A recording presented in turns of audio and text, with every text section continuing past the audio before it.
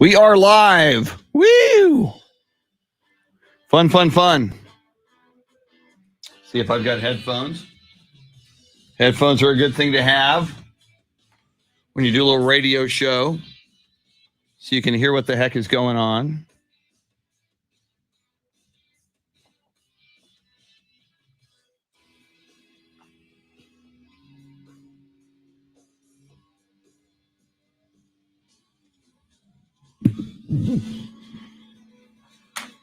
Ten in a row. Is Dave Ayler talking about his beloved St. Louis Cardinals? Go take a look at that.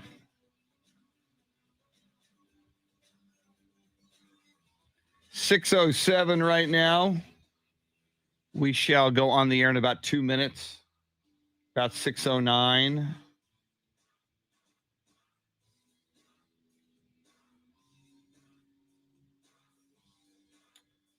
All right.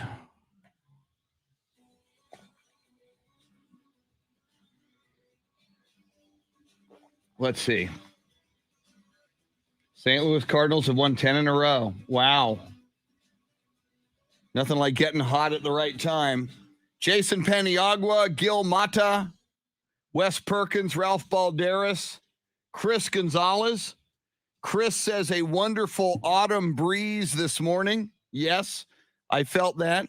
It is the autumnal equinox.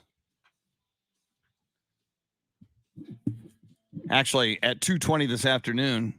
But who's counting? I am. So I'm going kicking and screaming. Let's see, it's 6:20, 7, 8, 9, 10, 11, 12, 1, 2. You got just over 8 hours of summer left.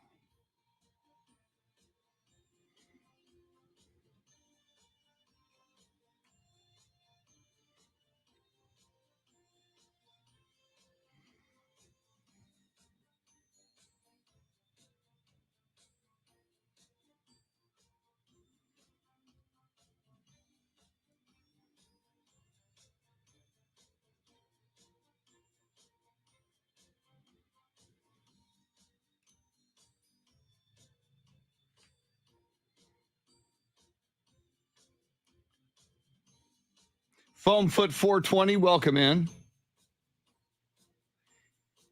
Yeah, I hear it's still going to get Wes back into the 90s by the weekend for high temperatures. I saw tomorrow's morning low supposed to be 57 in San Antonio. Steve DeRocco, the original rock, welcome in. Ralph Balderas, Tracy Bogert, the chairman of the Bexar County MAGA Republicans and Science and Medicine Deniers. Welcome in. Luisa Alanis, welcome.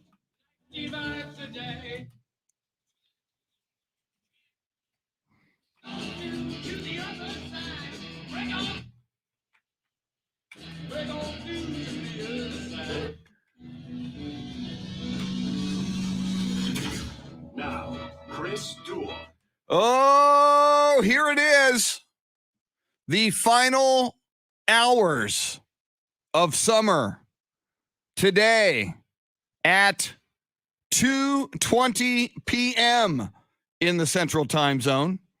It shall be the arrival of the autumnal equinox. That even stopped the Doors from singing. So in other words, at 2:20 this afternoon, let me do some math. That's in roughly 8 hours and 9 minutes from now. Summer will officially come to an end, and autumn or fall will begin. And I'm going to get just a little bummed out, just a little, because my favorite season is summer. I like warm weather and ice cold adult beverages preferably consumed poolside or by the ocean or a lake or a big body of water.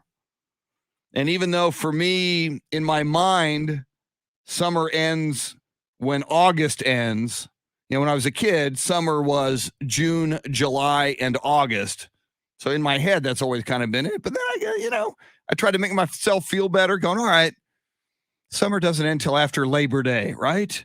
But the reality, if you're going to be astronomically accurate, is summer doesn't end until the autumnal equinox, which is today. So, hate to break it to you, but just about 8 hours, a little over 8 hours of summer left. If there was something you were planning on doing this summer and you haven't done it yet, fixing up something around the house, starting a new project, getting to the beach, getting to the coast, you technically, whether you're in Austin or San Antonio, you can hop in a car right now and you could get to the Gulf of Mexico in time for summer and still enjoy a couple of hours of summer at the coast. Welcome in on this final show of summer. It's the Chris Duel Show with Shannon Salty Sweeney. Shannon is on vacation this week. She will be back on Monday. So I and your trusty and now getting a little cocky soundscape stylist. If you look on Facebook Live, his name indicator says 10 in a row wearing his St. Louis Cardinals t-shirt. They are the hottest team in Major League Baseball as we speak. The one, the only, the lovely and talented Super Dave Ayler. How are you doing this morning? Chris, doing good. Disappointed that summer's over, but it's time to move on. I know and after autumn, when autumn comes up, that's the end of baseball season too. You're right. We move into October, and man, and you talk about your St. Louis Cardinals. I saw you put 10 in a row, and I said, man, if the Cardinals really won 10 in a row, let me check. Yes, they have. 10 in a row last night. Hottest team in baseball. 10. And the pessimist in me is thinking they're going to lose the last 5 of the season and end up missing the playoffs. No. Because I think they're 4 in front of Cincinnati now. 4 games in front of Cincinnati. So, yes. But you are correct. And I was listening in the previous hour here on our radio stations. Amy Lawrence, who's I guess on the CBS radio network, she does a little package, like a little 1-minute thing. Boomer Esiason does another one. We do a few of those throughout the day.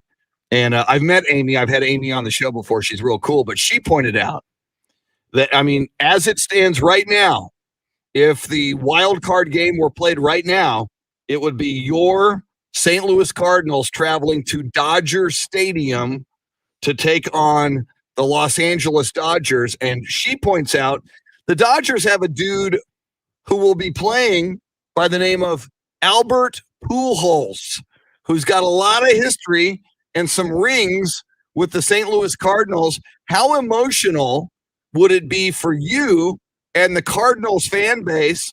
And how emotional would it be for Albert Pujols, who has not been in the postseason since 2014, to a one game for all the marbles, win or go home wild card game, which at this moment is what that matchup would be.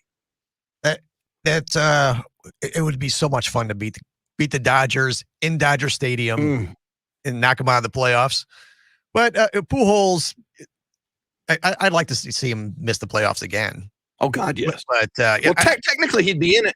Do you call that the wild card game? Do you call that a playoff or not? I call it the playoffs, but most people don't. They say, that's the play-in game. Okay. But I call it the playoffs because it's postseason. Yeah, exactly. So even if it is just one game. Yeah, it's the postseason to me. It's what you work for. It's why you have that wild card race. It's what you work for. Yeah, I don't have any bad feelings towards Albert anymore. And I never did anyway because he still lives in St. Louis during the offseason. Does he? I didn't know that. Yeah, it does a lot of great stuff in the community in St. Louis. And when he was in Anaheim, he was doing a lot of great stuff in that community too. So, and there's been rumors, or I don't know if it's not rumors from the Cardinals, but other people, fans have been saying, hey, bring back Albert for next season to the Cardinals, re-sign him for 1 year. and then he can retire a Cardinal. I could see that. And Yadier Molina's retiring after next year. Mhm. Wainwright might retire after next year. So you have them all retire at 3, and all those guys won World Series with the Cardinals. It is so weird, when a player is so identified with a franchise. I remember one of the stupidest moves the Spurs ever made was trading George Gervin to the Chicago Bulls. And it was so weird at the tail end of George Gervin's career. He wasn't in a Spurs uniform. He was in a Chicago Bulls uniform as his skills were diminishing. Emmitt Smith, Sean Elliott. Sean Elliott in Detroit for a season for a cup of coffee. They should never let Sean Elliott get away or trade him to Detroit. Or But Tony Parker, although he wasn't traded. yeah, Charlotte. Yeah, he wanted. Yeah, Emmitt Smith with the Cardinals. Joe Montana. I mean, it happens all the time. Tom Brady with the Buccaneers. I mean, it happens all the time in sports. But I always wonder now. I wonder, when, and I guess so, when Tom Brady comes back to New England or Boston, and oh, by the way, I think it's next week, not this Sunday, but the next Sunday, the Buccaneers are in New England to take on the Patriots, which is going to be just juicy and fun to watch. Just watch Bill Belichick squirm on that other sideline. And so that's coming. Do you think Tom's going to run up that score if he gets a chance? I think he would. Yeah. If he gets a chance, I think he would. It's like, 35-0 or something. But how weird, if you're a Patriots fan, how weird to be in that stadium, Gillette Stadium, a week from Sunday, watching Brady bring in his world champion Tampa Bay Buccaneers and trying to run up the score on your team, the Patriots, and you associate him clearly, without a question, not only the GOAT, but the greatest New England Patriot ever. That's got to be so weird. Well, and the thing that would do it for me if I was a Patriots fan is that he did it so soon after leaving. If he had done it, a couple of seasons later, then say, okay, it took him a little while to get there. But it was the next year. Yeah. He's got another ring with another team. Absolutely remarkable.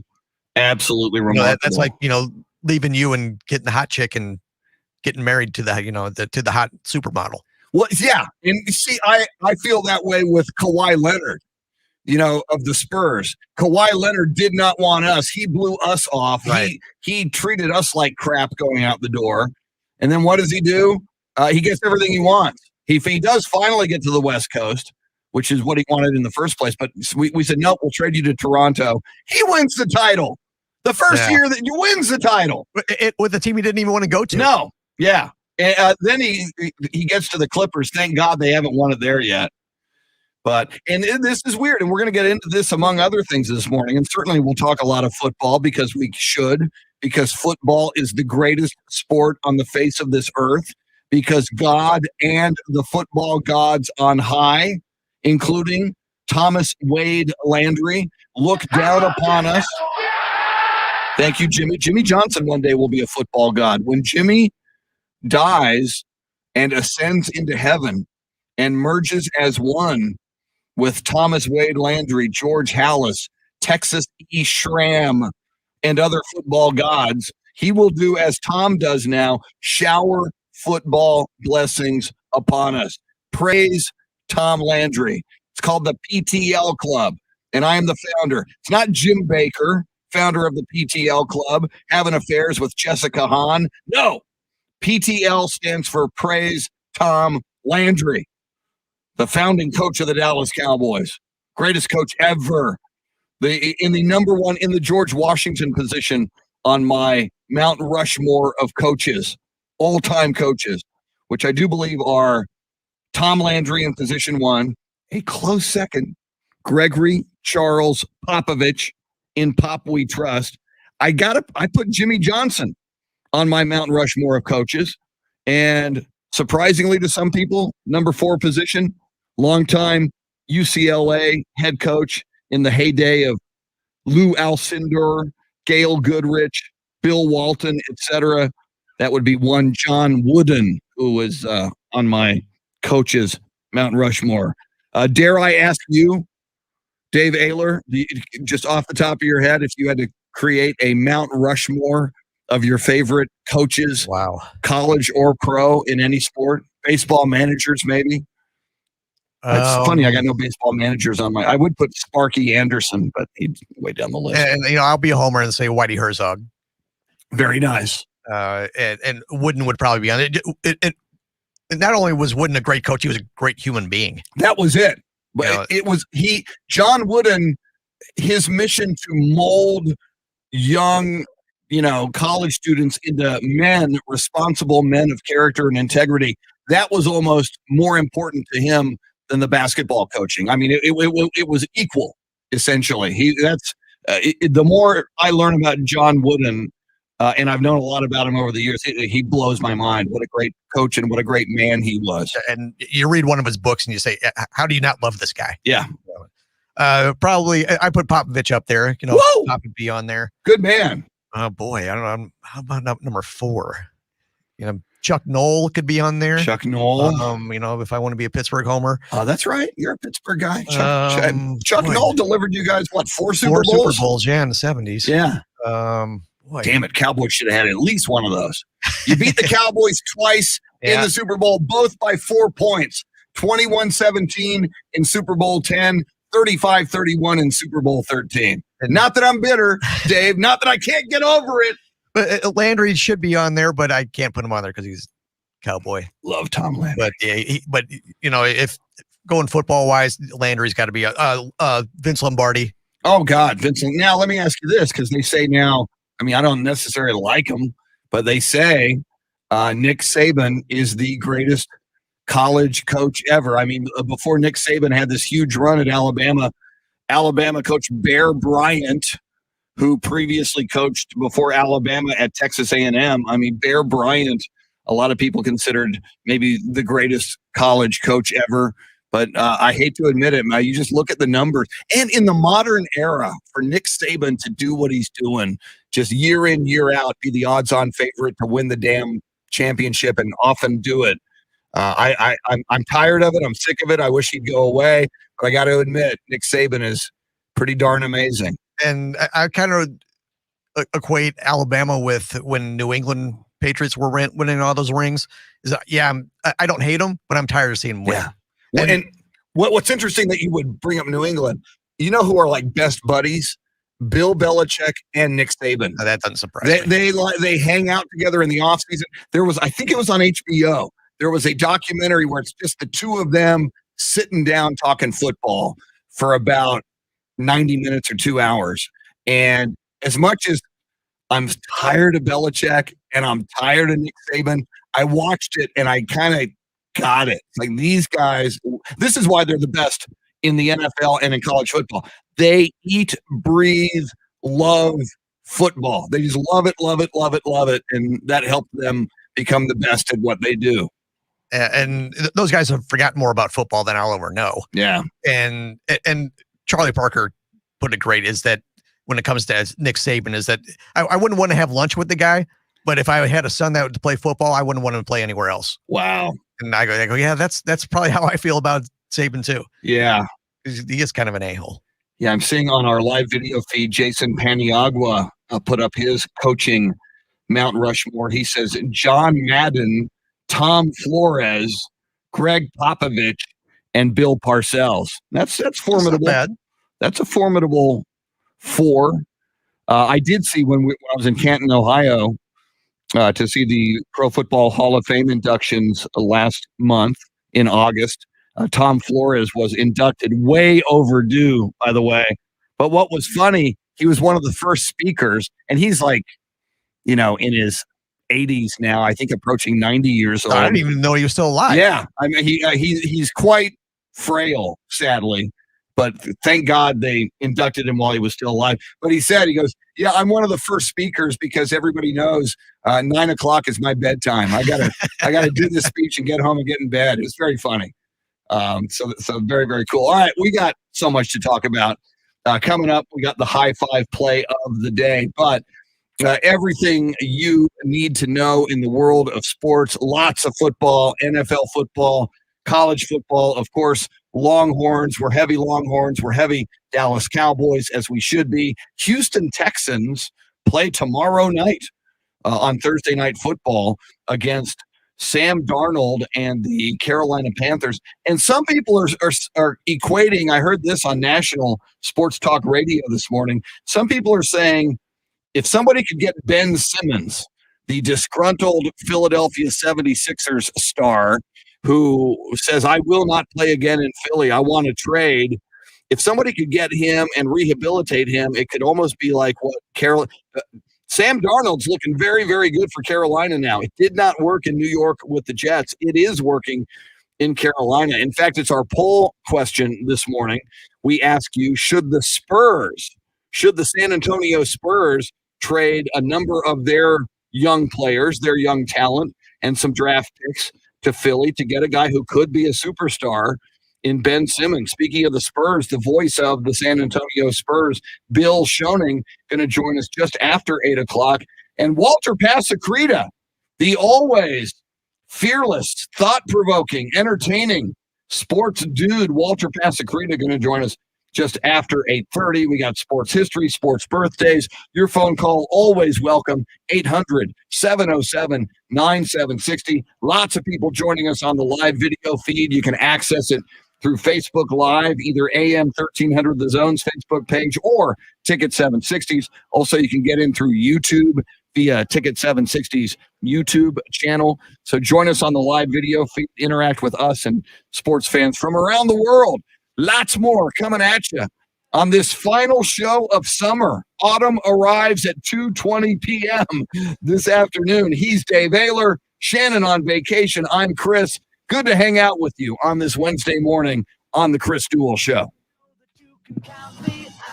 Clint Proctor, John Williams, Leo Zambrano, Lucinda Sullivan with the coffee emoji. Alex Cloud. All of the problem.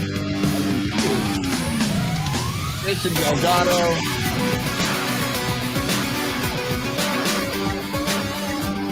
Yeah, Tracy, we need the Astros to get hot now. And actually, I think they've won 7 of their last 10.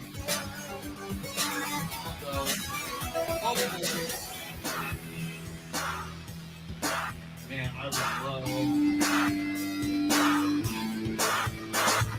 love a shot in the back. Get cardboard Breggy in the show here. Cardboard Breggy for you. Alex Bregman. Jason Delgado, good morning. Good morning, everybody on Facebook Live. Jason, that's a great question. Leo says the Dodgers are on fire. Well, we'll see. They're a game behind San Francisco with about 11 to play. Yeah, Jason, and I always go back to DJ Carlissimo asked or told Bill Schoening that whenever the Spurs make a personnel decision, that's the first question they ask. Is he a Spur? Meaning, is he a character guy? Can he get over himself and put team before player? So, very good question. Ohtani hit his 45th home run last night. I did not realize that.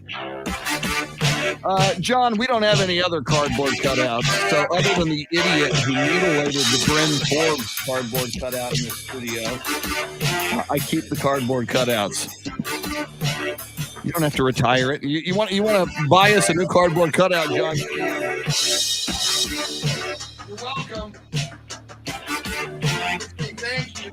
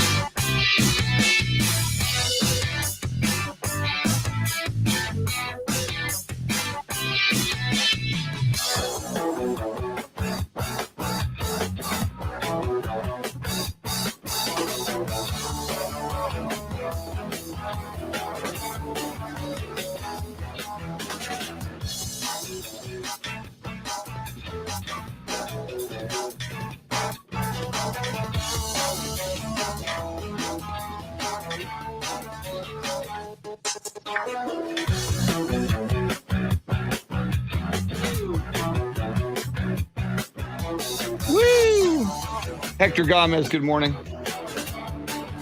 Yeah, I would like a Keldon Johnson cardboard cutout. I gotta go. Let's see where I can find one. Maybe Fathead has one.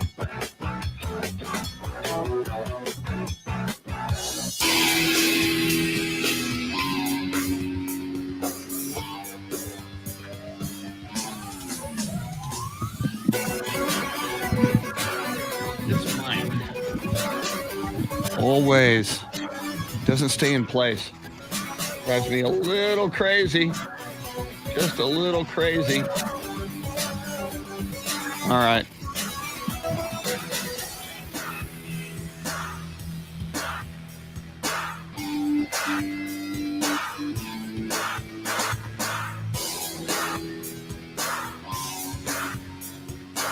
I did not see that for 30 for 30. Leo says Simmons is not a Spur. Too much drama. Oh, that coffee is hot.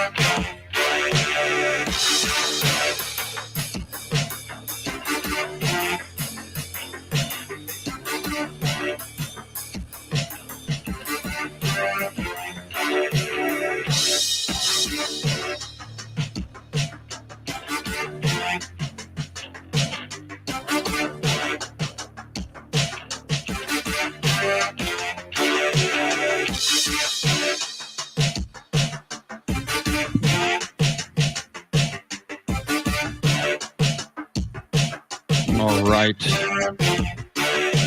Let's see.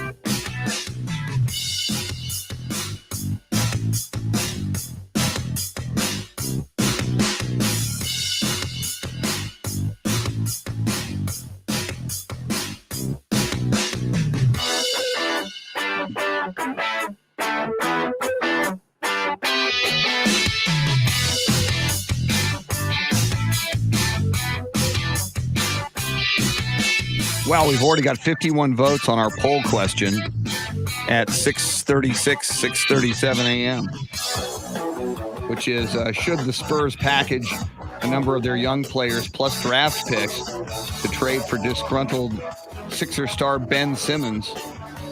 Right now, 49% say no, 37.3% say yes, 5.9% say in Pop we trust, and 7.8% say, Ben who? Interesting.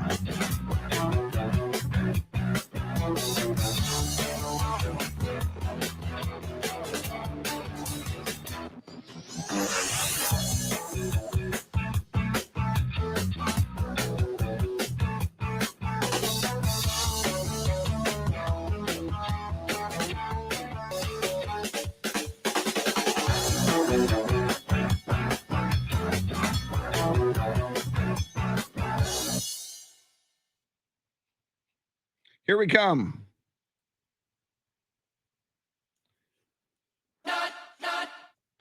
Tracy says no. We're back. It's the Chris Duel Show with Shannon Salty Sweeney. Join in by dialing 1-800-707-9760. That's right, voice dude. We do take your phone calls. We celebrate your phone calls.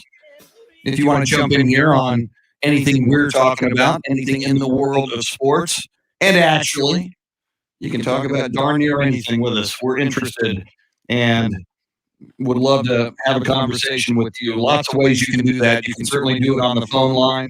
That's at 1-800-707-9760. That number is good for you, just as long as we don't have a guest. Unless, I mean, if you called in specifically with something for a guest, we might even put you on with that guest. We've got a couple of guests later this morning in the 8 o'clock hour. They are both outstanding.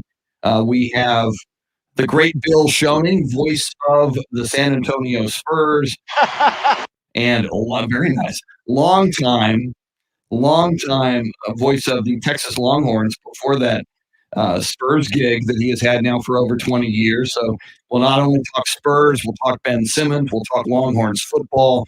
Great thing about Bill Schoening, there's many ways you can go with him. So we will be talking with Bill Schoening coming up here just after 8 o'clock.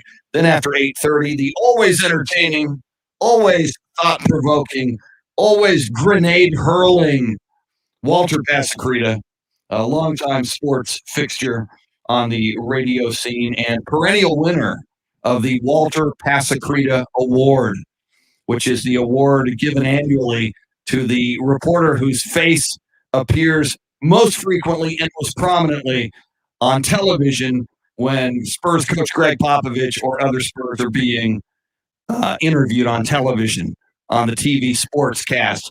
Dave Ayler, I know he did it on purpose. It's not bad. It's self-promotion, and he'll probably never admit he did it on purpose. But and I'll ask him again. But anytime I would turn on television and there'd be an interview with Greg Popovich, or back in the day, Manu Ginobili, Tim Duncan, Tony Parker, right there, like right next to the player or the coach, with getting his microphone in there with his mic flag of whatever radio station he was with, Walter Pasacreta. You know, other guys like Tom Osborne of the Express News, they don't care. They just stick their microphone in there and get the sound they're looking for. Not Walter. He wanted to get on TV, baby. He knows how to photobomb. Yes. And again, I get it. And I celebrate it. I applaud it. That's why it's called the Walter Pasacreta Award. And of all the faces to see on TV, do you really want to see his? What are you saying? I'm just saying. He's a very attractive man. He has a face made for radio. Yeah, as do I. As do I. So, all right. The poll, before we get to the high five play of the day, poll question getting a lot of voting already. Lots of people jumping in to vote on the poll question.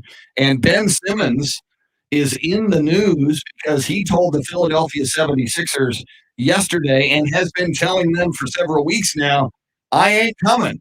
Training camps are beginning. In fact, on our live video feed, I just saw Taro Kotani, our resident greatest international Spurs fan. He joins us from Tokyo, Japan this morning in the United States. This evening in Tokyo, it's evening where Taro is. He says, hi, Chris. Hi, Dave. Spurs training camp is a week away. So this is why Ben Simmons is making so much news is the Sixers are just about to report to training camp, and Ben Simmons says, I'm not coming. So my understanding is he has a max deal in the NBA. I don't have the number in front of me, but it's millions and millions of dollars. It's superstar money. It's Kawhi money. It's LeBron money. It's a max contract in the NBA. The Sixers owe him 4 years of that max deal. So he's expensive, and the Sixers want value for him. So the poll question, I know a lot of us are either Spurs fans or because of proximity, they're so close to us. We're certainly aware of the Spurs and pay close attention to the Spurs. I'm a hardcore Spurs fan. I'm a Spurs freak, if you know me. So the poll question is, should the Spurs package a number of their young players and draft picks to trade for disgruntled Sixers star Ben Simmons? Hell, I don't know. Thank you, Pop. And currently the voting leading the way with 49% no is the answer. However, 37.7% say yes. Make that trade, Spurs. Do that deal. And we've got two more choices. 5.7% vote in Pop we trust, which I guess essentially says whatever Pop does, I'm cool with it, which is I typically fall into that camp. And 7.5% vote for Ben who?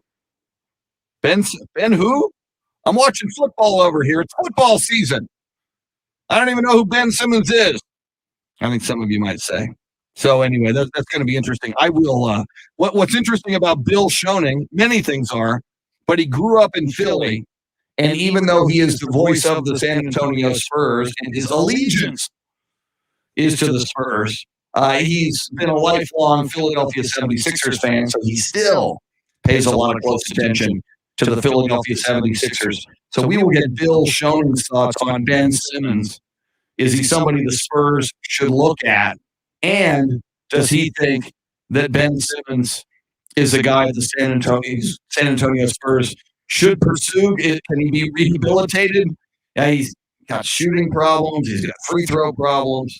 You could argue he's got an attitude problem. And I go back to this. Speaking of Bill Schoening, Bill Schoening was once interviewing PJ Carlesimo, a longtime coach, college basketball, NBA head coach, assistant coach, a longtime Spurs assistant coach under Greg Popovich.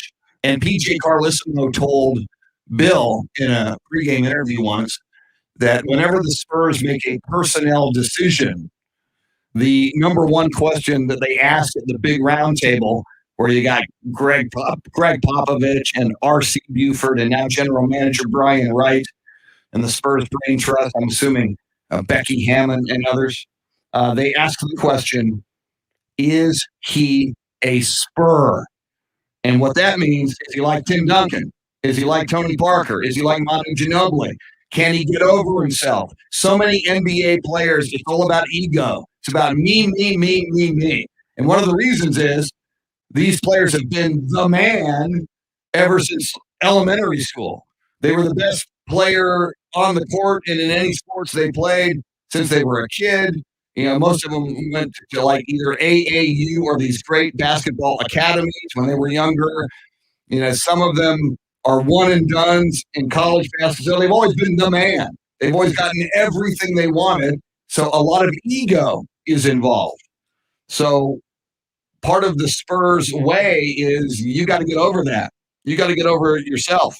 You have to dedicate yourself to the team first.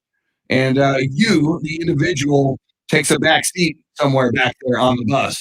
I've often said, and as we know, Greg Popovich is a graduate of the United States Air Force Academy, served in the United States Air Force honorably.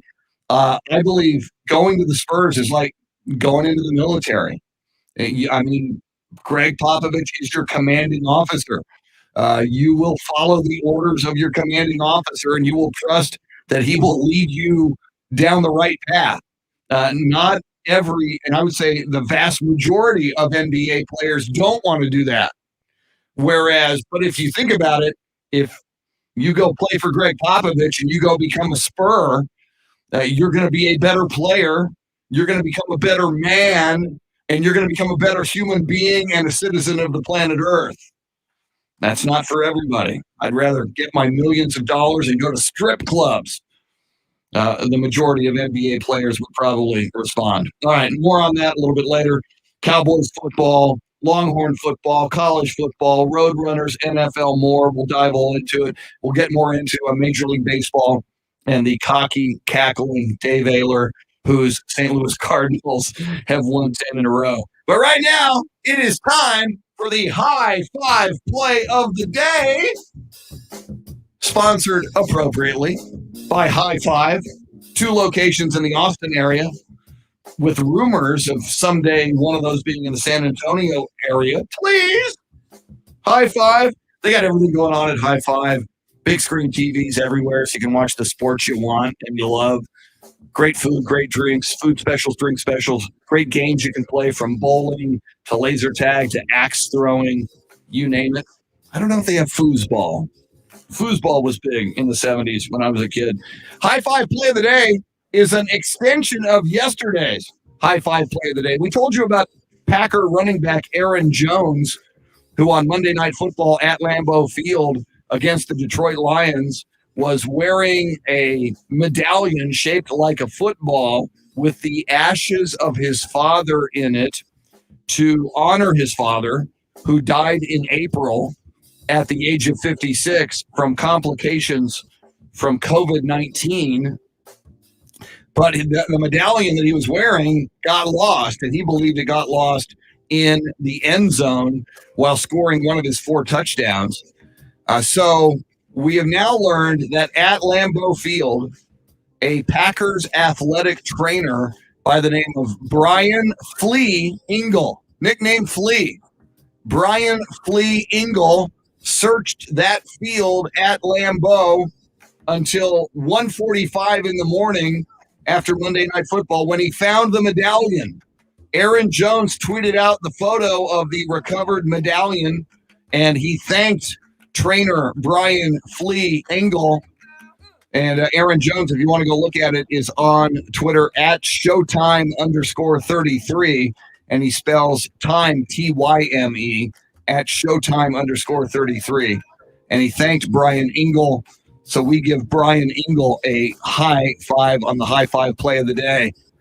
We have since learned that Aaron Jones always, his parents, his family would always come to see his football games. And Aaron Jones always made it a point to find his father in the stands before the game, to point up to his father and his mother. And at that Monday night game, 15 family members were in the stands as he scored those 4 touchdowns and wore that medallion with his father's ashes in it, included in those family members were Aaron Jones' mother, his brother Alvin Jr., who is a linebacker who spent time during the Packers in the offseason and had an extended tryout but did not make the team. And again, his father, Alvin Jones Sr., died of COVID-19 complications at the age of 56. So big high five to a trainer who didn't have to stay out there till 1:45 in the morning, but he did. And he found that football medallion with the ashes of Aaron Jones' father in it. Brian Flea Engel, high five, high five, high five, and a cool story. And now Aaron Jones, Dave, as we talked about yesterday, dedicating this season to his father. And if Monday night is any indication, I mean, this guy's playing like a madman. So if you're in fantasy football and you've got Aaron Jones, I think you're a happy camper, because I think he's going to have a very, very big season. And what do you think Aaron Jones needs to do for that trainer who stayed out there till 1:40? That's not the trainer's job to be out there on the field until 1:45, much less true to 1:45, much less be on the field after the game at all. Yes. He's got other stuff to be doing. Yes. You got to buy that guy a piece of jewelry. Oh, at least. Since it was a medallion, I think you need to ask, like, hey, man, do you like rings? Do you like bracelets? Do you like a necklace? What do you want? And you know what, and what he should do, because I'm looking at this medallion. It's a little football medallion. He should go buy him like a sterling silver football medallion or a gold one. Oh, yeah, it's got to be like gold. that, because what that is, that's a gift saying, I am gifting you this because of what you did for me. I've got one with my dad's ashes in it. You found it on the field. I'm giving you a solid gold foot. Because that way it would be not only a great gift and an expensive gift, but something you would always remember that this guy, in all of his years as a trainer in the NFL, one of the coolest things he ever did was stay out late, scour that field, and find this medallion. I think that's what he should do. That's dedication. That's dedication to the team and to the player. And it just goes to show that there's a lot more to the team than just the players on the field. Yes, totally agree. And now you got to wonder, and I know they played the Detroit Lions, and we'll get a bigger answer down the line for the Green Bay Packers. but a lot of people thought the Packers were going to implode after that opening day lopsided loss to the New Orleans Saints in Jacksonville, where they had to play the game because the Saints couldn't play that game in the Superdome, which, by the way, there was a fire at the Superdome yesterday that injured some people. We'll get into that, as if the Saints and the Superdome haven't had enough bad luck lately, and dating all the way back to Hurricane Katrina. Things got even worse yesterday, so we'll get into that. But the Green Bay Packers and Aaron Rodgers just might turn things on. We will talk more football coming up and throughout the morning, both NFL and college football, as the football weekend is inching closer. Tomorrow night, it's Texans versus the Carolina Panthers, and our good buddy, the voice of the Houston Texans, Mark Vandermeer, will have the call. Then we'll have him on the show the next morning after the Thursday night football game. Mark Vandermeer will be here Friday at 8:35 to tell us everything he witnessed calling the Texans game number 3. Can they turn it around, get back on a winning track, and go 2-1 by beating Sam Darnold and the Carolina Panthers tomorrow night? Lots more coming. Thanks for hanging out with us. Shannon's on vacation. Dave Ayler making the show go. More coming up on the Chris Duel Show. Woo!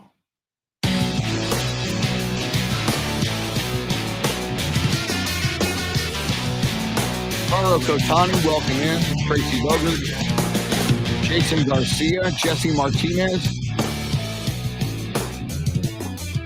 Yeah, Jesse says, how the heck did Simmons get through college basketball if he can't shoot? He's going through a mental thing. In the same way Simone Biles kind of had the yips at the Olympics. People think it's just kind of a mental block. He's in a slump.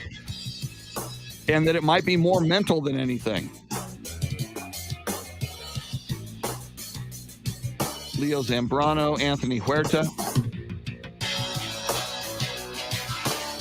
Anthony, that's a great question. Anthony says, are there any superstars in the NBA that would rate as a Spur the way we know Spurs to be defined by the Spurs? He says, Giannis, might be the only one. Totally agree, Anthony. And I've talked about this with Bill Schoening.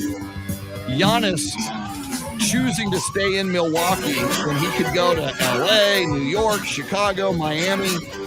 He chose loyalty, staying in Milwaukee with Coach Mike Budenholzer. I think there's a direct parallel to what Tim Duncan did, staying with San Antonio and Greg Popovich and being loyal. So I totally get that. Totally agree with that.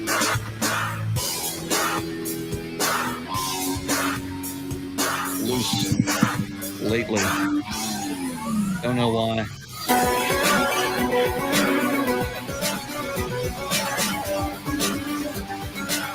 Leo says the trainer should request a Super Bowl ring from Aaron Jones.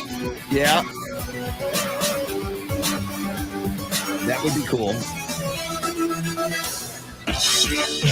Leo, thank you for that. I did not know that. Aaron Jones' father was a retired Army officer. That makes it even more interesting. Yeah.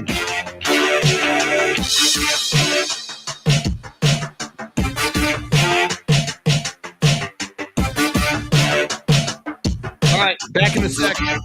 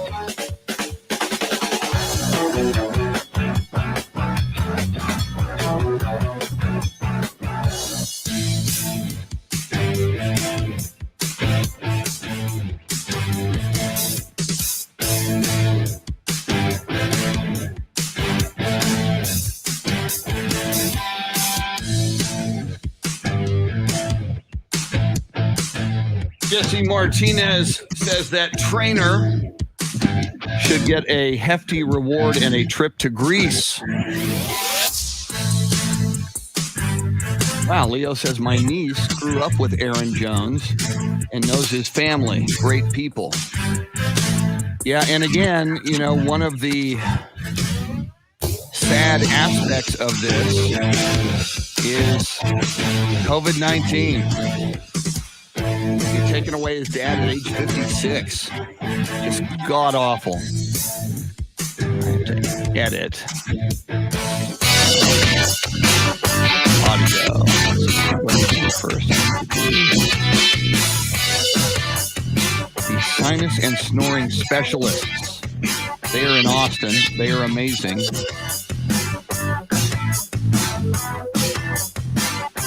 They are helping me with allergy issues. Beth Settle, good morning. Beth, you're about an hour later this morning than yesterday. Yesterday you were in here at 6 in the morning. Now you're in here at 7. Welcome in. This morning when I was driving in, cool temperatures and windy as that front coming in. It's amazing how Mother Nature, I've seen this happen a lot before. Fall arrives today at 2:20, and like clockwork, here comes a big old front, and you know, cooler temperatures.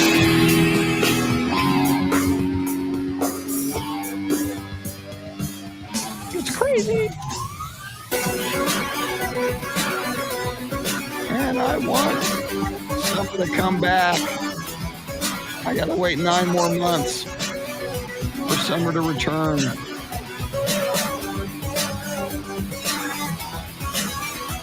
I gotta learn to embrace fall and winter. I start feeling good again when spring arrives, once we get over the cold temperatures. And God forbid we have another ice and snow event this coming winter like we did last year that totally crippled the city.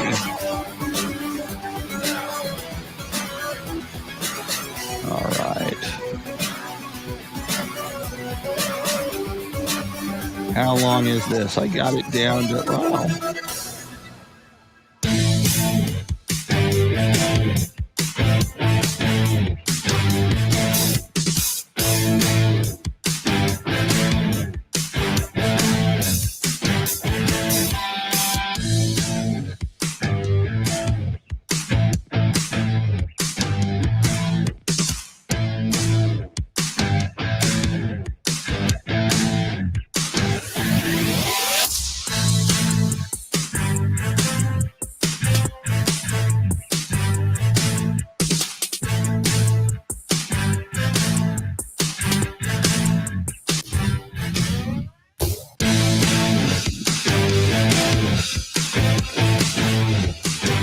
Get out, Leo.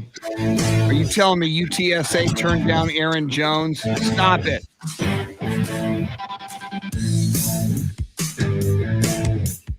That would have to be the biggest blunder, and I'm assuming that it would have happened under Frank Wilson. UTEP.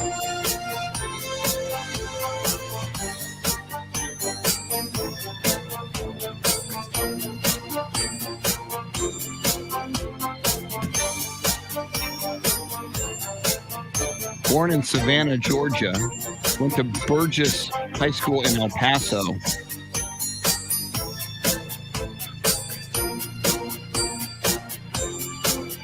Had some legal troubles. Possession of marijuana on a traffic stop, which more and more as states legalize marijuana, I don't find that to be egregious at all.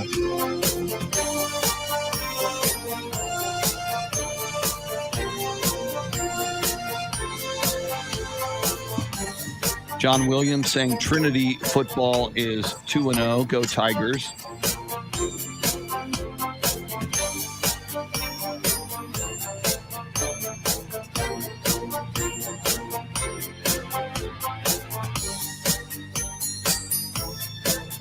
So the speeding and marijuana arrest was in 2017 for Aaron Jones.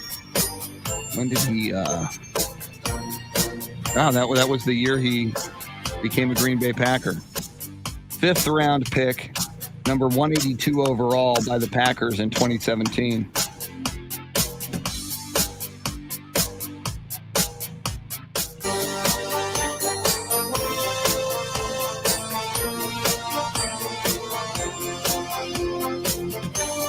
On March 26th of this year, Aaron Jones signed a 4-year, $48 million contract with the Packers. He's doing all right.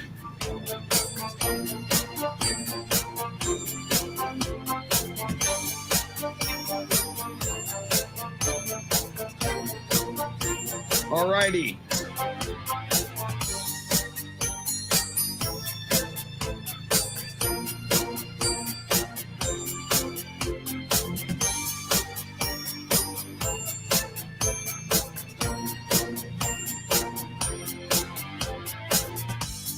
Leo, you know a whole lot about Aaron Jones, man. You need to write his biography.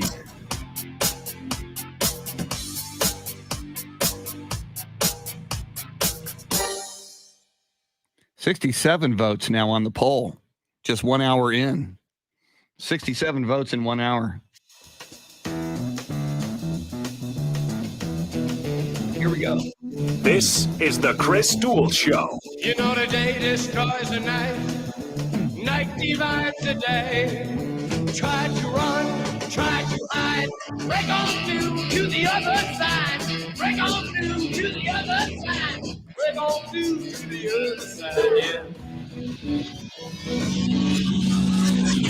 yeah. Now, Chris Duel.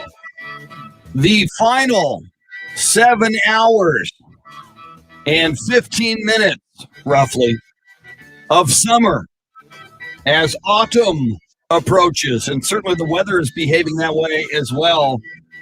Welcome into the Chris Duel Show without Shannon Salty Sweeney just for this week. Shannon is on vacation. We hope she's having a good time. I've seen some of her social media from Disney World in Orlando. I don't know how Atlanta popped into my head. In Orlando, Florida. That's where she's vacationing, doing a little Disney, doing a little Mickey Mouse, doing a little Donald Duck, some Star Wars, because there's a Star Wars exhibit. Any pictures of her wearing the Mickey Mouse ears? I have not seen her with the Mickey Mouse ears yet. That's obligatory, I would think, right? I would think so. Yeah. I mean, if I ever go back, and it's been decades, and I've never been to Disney World. I was at Disneyland in Anaheim many, many years ago, but you got to have the mouse ears. Yeah, get your name on it. Yeah. Ooh, you're right. Yeah, they embroider in cursive. Right. Dave, have you ever worn Mickey Mouse ears? The first time I was there, I was probably 4 years old, 4 or 5, in Disney World. And of course, you had to get the Disney ears. That was my first time on an airplane. And what a trip. Yeah, it was great. I was 4 or 5 years old. I still remember it to this day. Yeah, I remember as a kid, my first time on an airplane, I was flying. My sister was getting married, an older sister. It was like I was 7 years old. And that is such a cool, your first time on an airplane, looking out the window and just being up there with the clouds and looking at how tiny things look down on the ground. That is a magical first experience that I would imagine. I mean, you remember it vividly. I remember it vividly. That's probably something that's hard to forget, no matter what age you are, the first time you do that. And what I remember is that, when you're that 4 or 5, they always bring in a bunch of toys with you. So to keep you occupied, because from St. Louis to Orlando, that's 2.5 hours, something like that. Yeah. And so, and being that age, your attention span's like 2 seconds. And so they brought me, I brought all my Hot Wheels cars and all that with me. And I didn't even bring out anything. I just sat there and enjoyed the ride. Tremendous. And I just, like I said, I still remember that to this day. Yeah. Enjoy the ride, open up to the experience. It's so amazing. And it's weird as I've gotten older. When I was young, I would always want a window seat on an airplane. It's like, I want to see the show. Yeah, me too. I want to see takeoff. I want to see the clouds. I want to see the cities and the landscape and the terrain below. I want to see landing. Now that I'm an older guy, I want the aisle seat so I can go to the bathroom. I'm a middle-aged man. I have to go to the bathroom more than I did when I was a kid, and I don't want to have to climb over two people. I like your priorities change in life. I like the window seat just because then you got a little more. You can like put your head up against her and sleep. Oh yeah, because that's what I do on an airplane. The minute I go there, I pass out and go to sleep. Just don't give me the middle seat. No, I hate that middle seat. I hate the middle seat. It's awful. And then when you're in the middle seat, invariably the person on the right and the person on the left, they use your armrests. They think, oh, this is for my elbow, not yours. So I mean, you're like stuck there, having to like hold your elbows to yourself. Because I don't want to touch somebody next to me unless I know them and I'm related to them.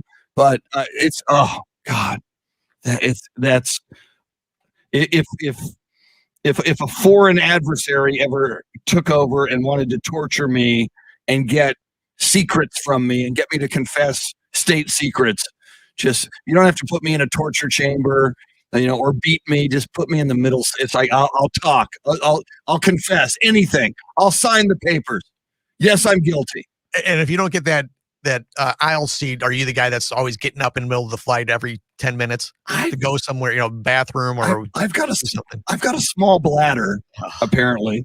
I hate those people. And the other thing is, when I travel, most recently to Canton, Ohio, to the Pro Football Hall of Fame with my friend Steve Duraco, in the airport, you tend to drink a little more. I like to stop in at like the airport bar, and then you're like saying, "Oh man, the plane is boarding in 7 minutes. Bartender, give me another beer. I got time for one more. Yeah, I can down one more before I have to board."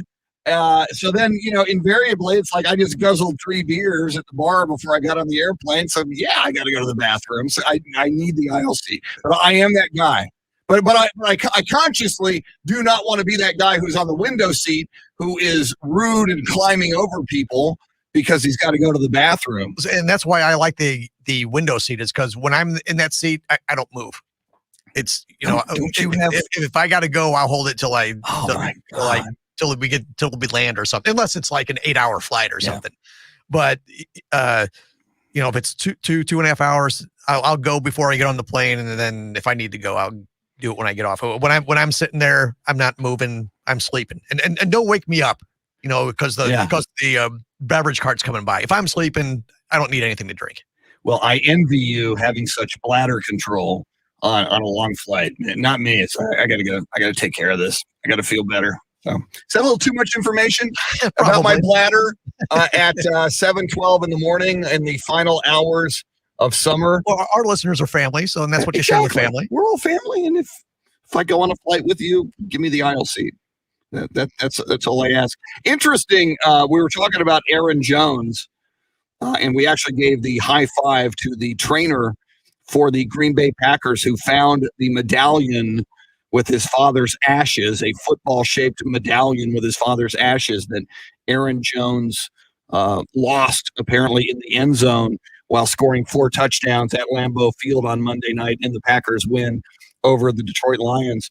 And some people on Facebook Live, on the live video feed, specifically Leo Zambrano, says his family knows Aaron Jones' family. And he told me a couple of things, including that Aaron Jones' father, who passed away in April from COVID-19 complications, was an Army veteran, which to me just adds another layer of depth to that story, and just even more respect for Aaron Jones' father, having served in the military and having been an Army veteran. And just so sad that we would lose him, a father, an Army veteran at the age of 56, a guy who with his wife and their family would go see their son, Aaron Jones, play football at Lambeau Field in Green Bay. And of course, they are Texans. Aaron Jones went to high school at Burgess High School in El Paso. He went to UTEP, Texas El Paso. He was a 5th round overall pick by the Packers in 2017. That was number 182 overall. But if this is true, Leo is telling me and you and everyone else on the live video feed that among the colleges, nobody would recruit or offer a scholarship to Aaron Jones. So finally, UTEP gave him a scholarship. But among the schools that refused to offer a scholarship to young Aaron Jones was UTSA, the UTSA Roadrunners. According to Leo, and again, I'm telling you who the source is, a listener who joins us a lot, and I have no reason to doubt him yet. Maybe we have to get Frank Wilson on the line, who was the UTSA head football coach at the time. But UTSA could have had Aaron Jones and passed on him. And by the way, he went to the Pro Bowl last year. He was the NFL rushing touchdown co-leader in 2019. His career rushing average, 5.1 yards per carry. You are over 4 in the NFL. You are a stud. So good on Aaron Jones. And oh, by the way, over the offseason in March, Aaron Jones signed a 4-year, $48 million contract with the Green Bay Packers. So, Dave, you were asking earlier what Aaron Jones should do for the groundskeeper who found the football-shaped medallion that contained some of his father's ashes. Aaron Jones has a little cash to play with, I would think, if you wanted to. $48 million can buy you something really nice. Yeah. So anyway, just some interesting additional information there. Now, there was another story yesterday that kind of got my attention, and I'm going to see if I can pull it up. Utah, their football team, had because he's now left, a quarterback by the name of Charlie Brewer, and especially people in the Austin area will recognize Charlie Brewer because he played his high school football and was a high school football phenom in Austin. I believe, let me pull it up so I don't get that wrong, because I read it yesterday. I think he went to Lake Travis High School in Austin. Yeah, Charlie Brewer went to Lake Travis High School in Austin. So then he goes to Baylor and has a really, really good career at Baylor. He initially committed to SMU, but he went to Baylor and had a very, very good career at quarterback. He was the Big 12 co-offensive freshman of the year in 2017. He put up some big numbers at Baylor. Now, interestingly, and again, here's your Austin connections. Charlie Brewer goes to Lake Travis High School. His father, Robert Brewer, was a starting quarterback for the University of Texas and was the MVP of the 1982 Cotton Bowl for Texas. His grandfather, Charlie Brewer, and his uncle, Rob Morshell, were also quarterbacks at Texas. So, I mean, this guy, was born to be a quarterback, and you would think, like Sam Ehlinger, but it didn't happen for him, you would think that Charlie Brewer was born to be a quarterback at the University of Texas. And I would imagine, since he was coming up around the same time as Sam Ehlinger, maybe that was a decision. His brother, Michael Brewer, played quarterback at Texas Tech and Virginia Tech. So Charlie Brewer has a lot of quarterback in his blood and has a lot of Texas Longhorn in his blood. So he goes to Baylor, and he has a full career at Baylor and does very, very well. But last year, it was COVID-19. So Charlie Brewer had an opportunity to play a super senior year. So he decided to go to Utah, to transfer to Utah for his super senior year. He gets another year, I guess, presumably to enhance his skills and make him a better prospect for the National Football League. And he was the starting quarterback for the Utah Utes to begin this season until Saturday. Saturday, he struggled in the game against San Diego State. He was pulled for a backup quarterback with an interesting name. The backup quarterback at Utah is Cam Rising, and apparently his stock is rising. So Cam Rising goes into the game for Charlie Brewer on Saturday, and Utah loses that game to San Diego State 33-31. Utah is not supposed to lose in a game to San Diego State. Now, Utah is a Pac-12 team. San Diego State is not. Brewer was a 4-year starter at Baylor, and yesterday decided he would leave the Utah program. That was announced yesterday by Utah coach Kyle Whittingham. So now, interestingly, by leaving the Utah program, doesn't want to be a backup quarterback, was the starter at the beginning of this very young college football season. By transferring now, Brewer can redshirt and will be eligible to play for another school next season. So, Dave, here's a guy who's played 4 years and beginning a fifth year as a starting quarterback in college football, having played for Baylor and now to start a season for Utah. And so I guess he's about 23 years old. He'll be about 24 next year. Yeah, well, I was going to ask his age. He's going to be like a 25-year-old senior. Yeah, 24, 25. Next year after he redshirts. And I imagine, he's probably, and he comes from this long line of quarterbacks. His father, his uncle, his family, his grandfather, his brother.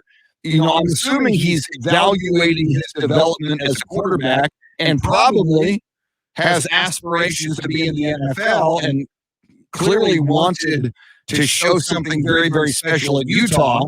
And that went south and he was benched. So, I mean, this is just your latest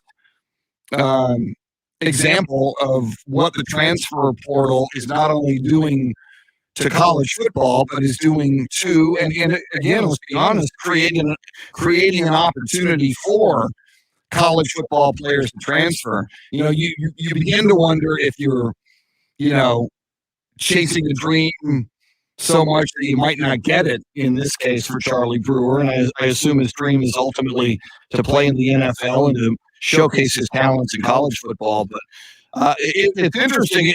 If you're a decent college football program this year, Dave, and you lose your starting quarterback, it's like, do I want to start a freshman that we recruited next year, or do I want to bring in this 24 or 25-year longtime starter in college football and have him be our quarterback? I mean, it would seem to me, if he's the guy, if he's got the skill set, maybe you give this guy a look. Yeah, you give him a look, but even if, say he wants to go to the NFL, do you draft a 25-year-old out of college? It's a great question. And somebody that, he redshirted a couple times, and, he's, I don't know if he's NFL, level talent, but, 25 and you're just starting in the NFL, you should be, in your, if you're a quarterback, you should be already know the system and everything. He'll be 27, 28 years old, which isn't old for a quarterback in the NFL, but, that's still, when you're finally hitting your stride, that's still kind of late. Well, two names occur to me. The first one is Kurt Warner, as you well know. Yeah. It didn't happen for him after college. At one point, he was bagging groceries, working at a grocery store, had to go play arena football with the Iowa Barnstormers, and started doing really well in arena football, and then somehow got a tryout and made the St. Louis Rams, you well know, being a St. Louis guy. So I don't have in front of me the age Kurt Warner was when he finally made it to the NFL, but certainly he was a lot older than a college senior or a guy who's just come out of college. And again, it was a completely different situation and a completely different talent level.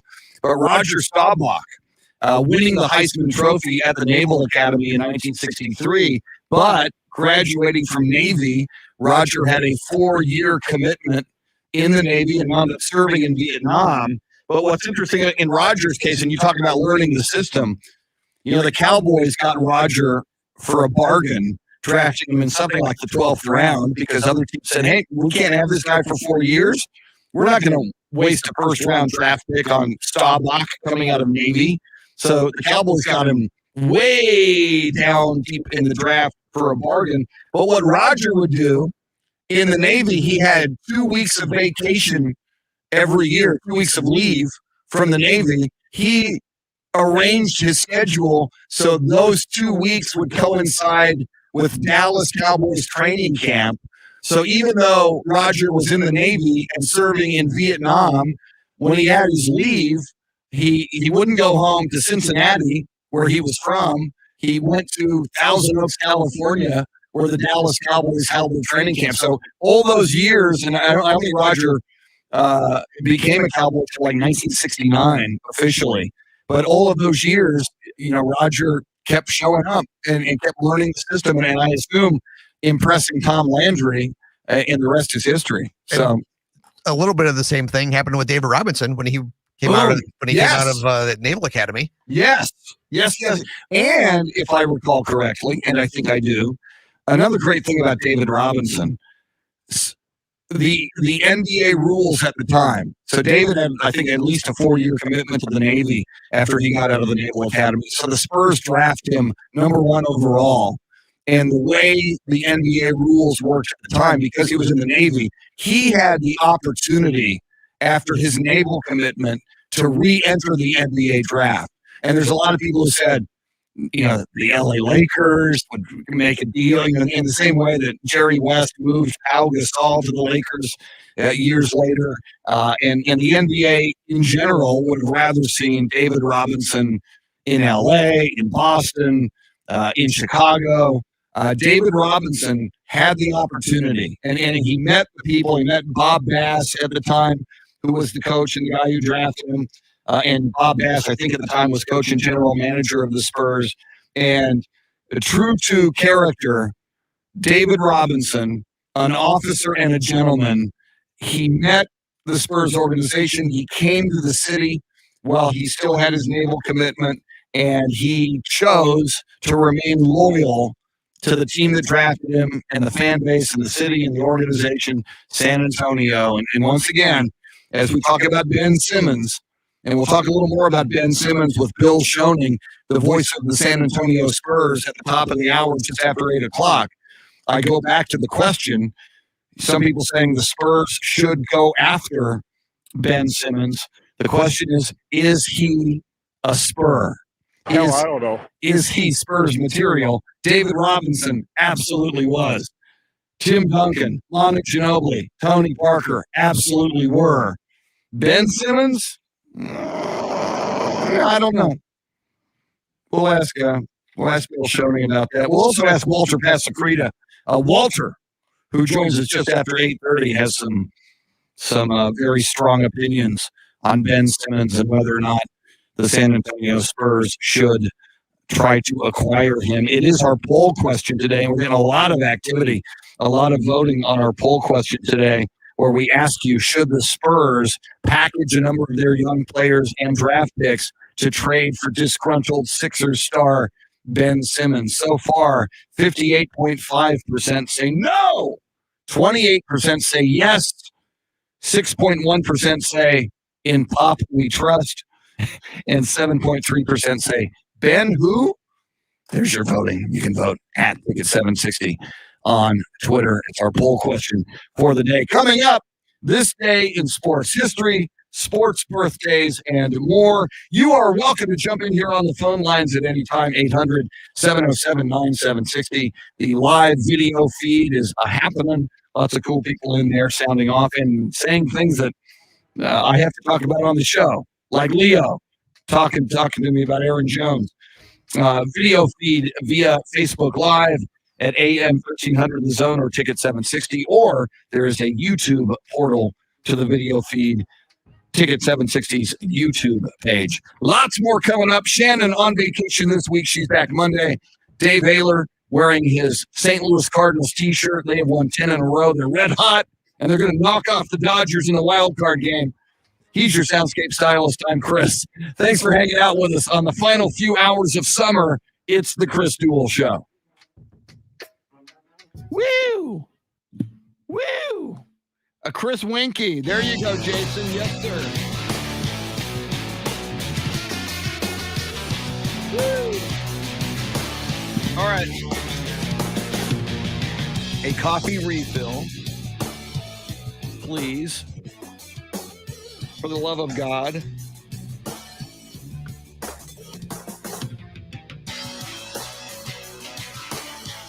Coffee. It's the wonder drug that works wonders. Caffeine. Because management frowns upon crystal meth and cocaine. Not that I would ever do such drugs. But I have seen every episode of Breaking Bad, which makes me an expert on crystal meth. I'm just saying.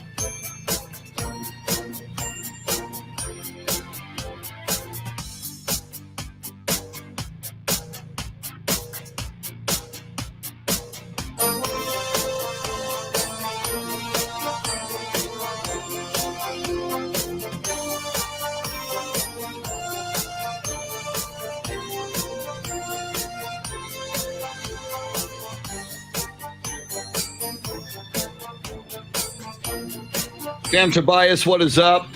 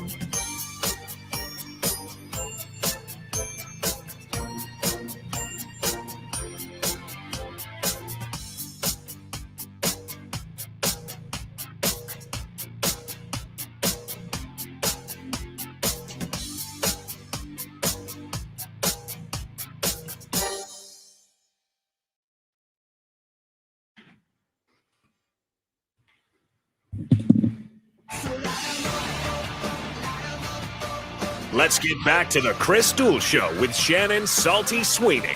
Find Chris and Salty on Twitter at Chris Duel and at Shannon B. Sweeney. Welcome back. And yes, you can tweet us. Lots of ways you can participate in the show. Twitter, of course, one way you can do it. Even though Shannon is on vacation, you can certainly tweet at her at Shannon B. Sweeney. You can tweet at me at Chris Duel. You can tweet at Dave Ayler at, oh, wait a minute. He doesn't like Twitter. He's anti-Twitter. How dare you, sir? You can find me on Facebook. Can it? Well, but they've got to let me know how to spell your name. Before I learned the spell, I thought it was A-E-L-E-R. That's close enough. Ayler. No, it's O-E-H-L-E-R, correct? That's correct. And it's open to anybody. Yeah. Ever thought about I'm a changing Facebook exclusive? Ever thought about changing the name to Ohiller? Or because Tony Dorsett, when he was at Pittsburgh and running back and at Aliquippa High School, it was Tony Dorsett. He grew up Tony Dorsett, and then when he was at Pitt, for whatever the reason, he goes, "Oh no, my name is Tony Dorsett," and it sounds cooler, so he went with it. And Joe Theismann grew up as Joe Theismann, and then he went to Notre Dame and was on the ballot for the Heisman Trophy, and I think he won it, and said, "Oh, no, I'm not Joe Theismann. I'm Joe Theismann for the Heisman." So you can always change your name a little bit. But the German pronunciation would be Uller. Uller. Means oil maker. Nice. Which actually means soap maker. So is that a German name? Yes. Ayler? Yes. And if it was in the German spelling, it has the little 2 dots above the O, the umlaut. That's why it makes it Uller. The what? The umlaut? Umlaut, yeah. They call that an umlaut? Yeah. I did not know that. Yeah. Wow. All right. Let's see here. We have some sports birthdays to get to, and we also have this day in sports history. September 22nd, day of the autumnal equinox in 2021. But in 1911 on this day, the Boston Rustlers, that was their name, the Boston Rustlers, future Baseball Hall of Fame pitcher Cy Young, beats the Pittsburgh Pirates 1-0 at Forbes Field for his final career victory number 511 for Cy Young. That dude won a lot of baseball games. But he never won a Cy Young award. Exactly. And you're nothing. The question I have is, they were called the Rustlers. What is there to rustle in Boston? Exactly. There's no cattle up there. No. The Boston Rustlers. And what was the weird thing about stockings? The Chicago White Stockings The Cincinnati Red Stockings. Like, dudes, You call yourself the Sox. people had a thing for socks back in the day. I'm just saying. This day in 1920, a Chicago grand jury convenes to investigate charges that 8 Chicago White Sox players conspired to fix the 1919 World Series. They became known as the Chicago Black Sox. They were not convicted. One of them was Shoeless Joe Jackson. If you ever saw the movie Field of Dreams, and if you've never seen the movie Field of Dreams, what are you thinking? You need to see it. You can borrow it from me. I've got all kinds of DVDs and VHS tapes. It's my favorite movie ever. And a great book called 8 Men Out. 8 Men Out, yes, which was also a great movie. Yes. That was made into a movie, 8 Men Out.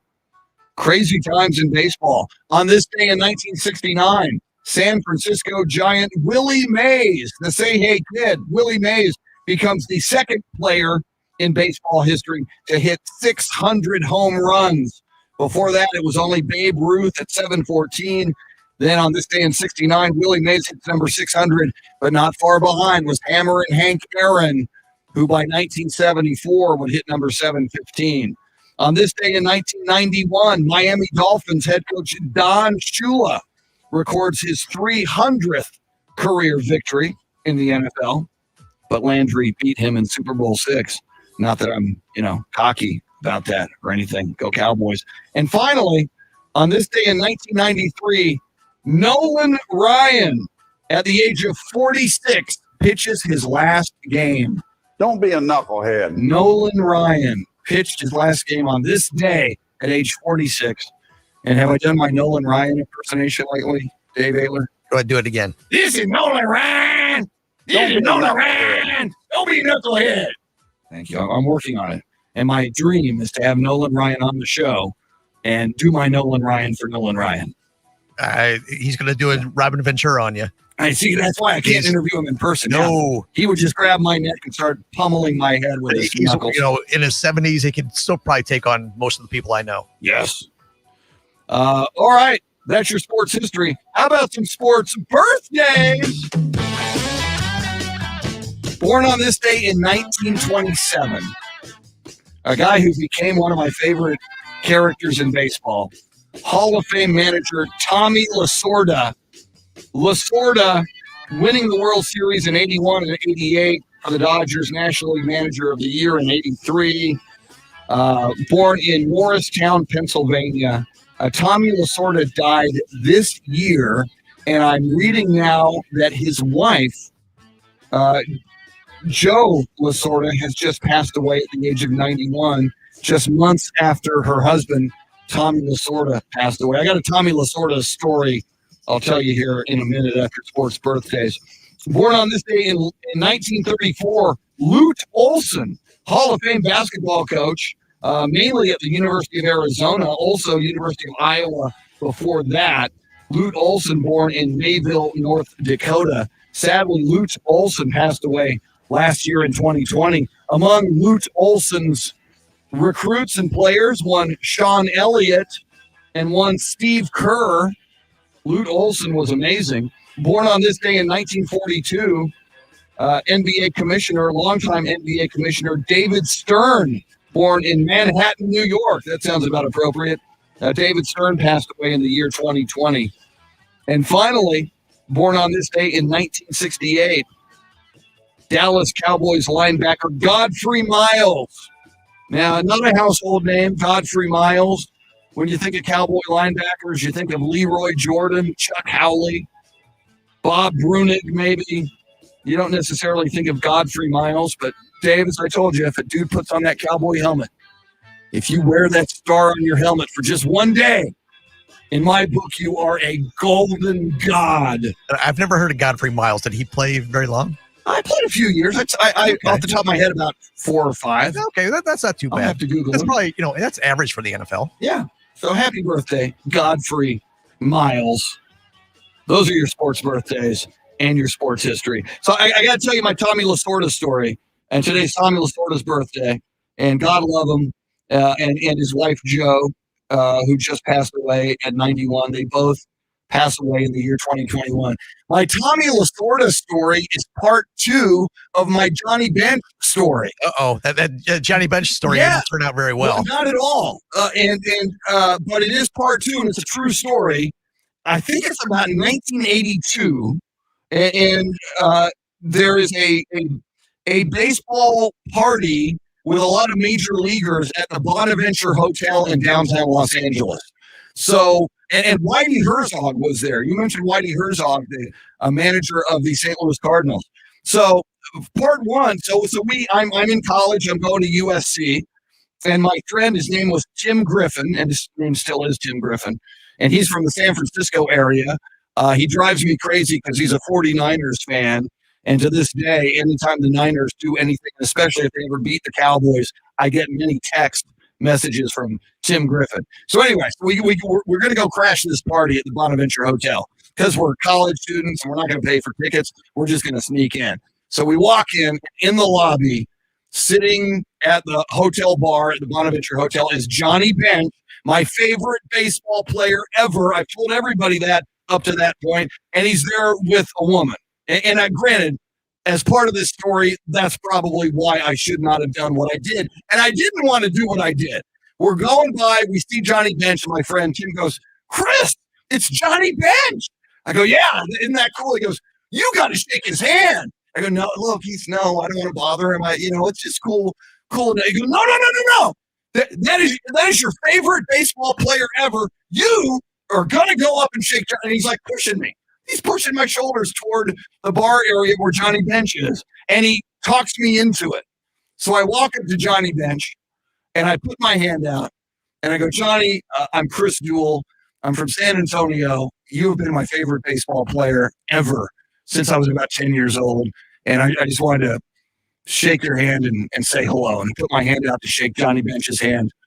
Johnny Bench looks at my hand, looks up into my eyes, and says, "So?" And I was crushed. I said, "Well, I'm sorry. Wow. Sorry to bother you, Mr. Bench." And I left. What did the woman say anything? Say, "Johnny, what are you doing?" I should know because she was good looking, and Yeah. I don't know if she had just. I mean, you're not going to question Johnny Bench. Well, see, but then if he would have said, "Oh, great, nice to meet you, kid," good, Yeah. that would have helped him with the lady. Yeah, I know, and I do get it. Being a nice guy. Don't interrupt a man when he's with a lady. I get it. I get.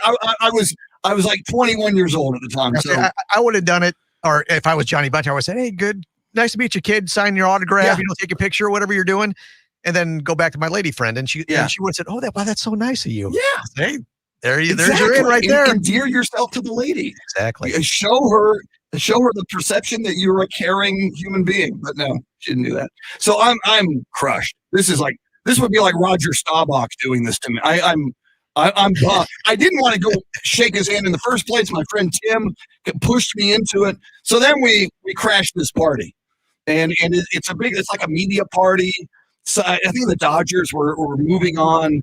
It was either 81 or 82, and I think the Dodgers were in the National League Championship Series or something. But I do remember Whitey Herzog was there, and Johnny Bench. The reason he was there, I think he was doing color commentary for radio for Major League Baseball.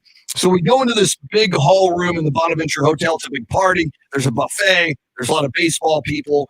And I grew up a Cincinnati Reds fan and a Johnny Bench fan. So therefore, I never liked the LA Dodgers because they were rivals of the Reds. The Dodgers, Steve Garvey, Ron Say. I hated those guys. And they would beat the Cincinnati Reds occasionally. So I hated Tommy Lasorda. It was not real hate. It was sports hate. So we sneak in there, and I must admit, I'm a little depressed. I'm down in the dumps. And Tommy Lasorda is like working the room. A very gregarious guy. He's saying hi to everybody. He's laughing. He's shaking people's hands. And he starts walking my way. And I kind of made eye contact with him. And then I look down. I'm still a little depressed. And Tommy Lasorda comes up and he goes, "Hey, young man, what's your name?" "My name is Chris Duel." "Hey, Chris, what do you do?" "I'm a student at USC." "Wow, where are you from?" "I'm from San Antonio, Texas." "Well, are you a Dodgers fan?"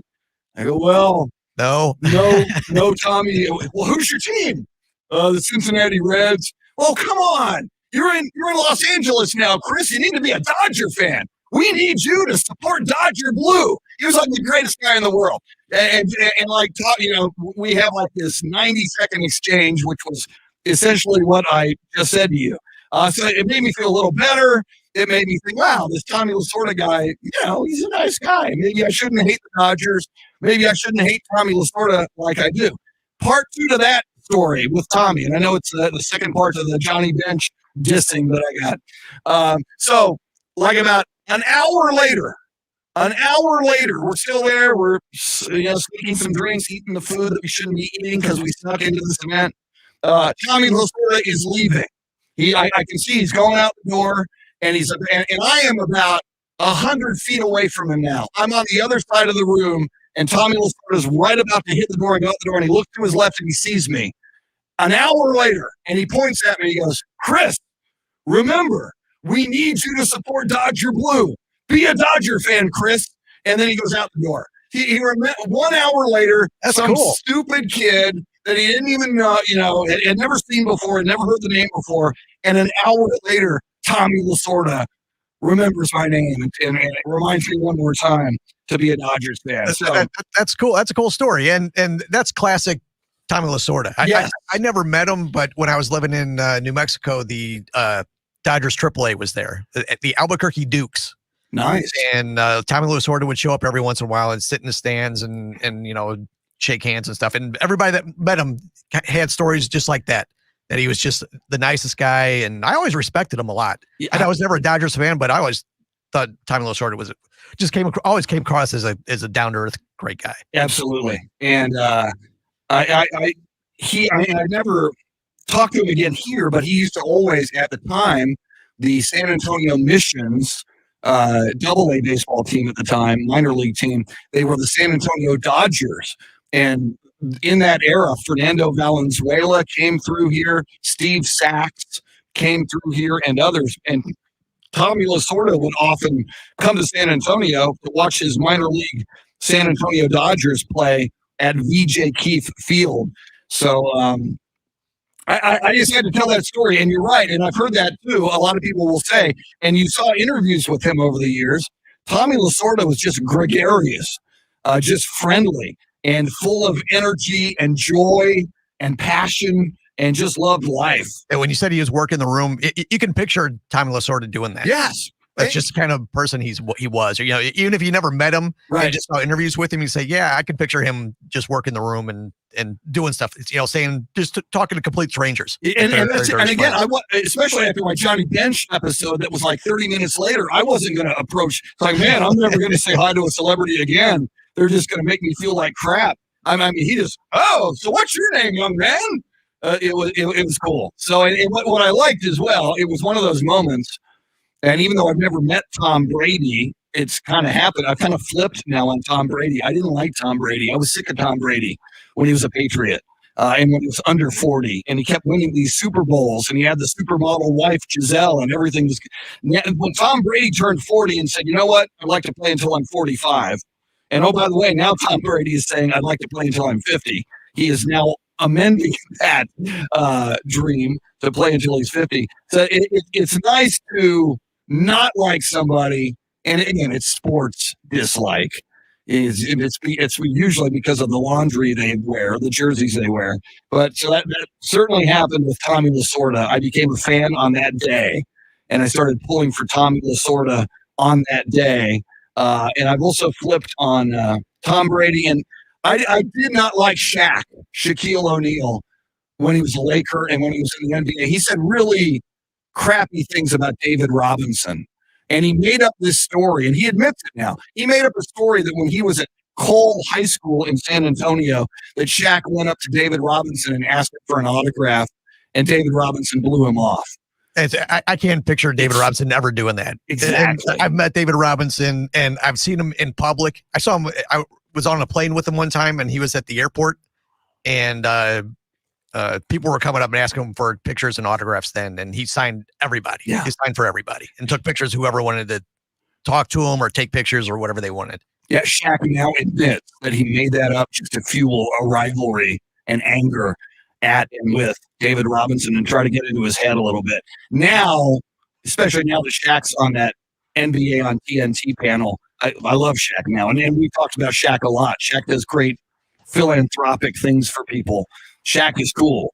I didn't get Shaq back in the day, and I didn't like Shaq back in the day. So, moral to the story, occasionally rethink people and reevaluate people. And people might not be who you thought they were because you haven't given them a chance to demonstrate to you who they really are. So, and do you hate Johnny Bench now? I despise Johnny Bench. Right. No, I'm willing to. He might have had him, and maybe he was really hitting on that woman and wanted to get back to business.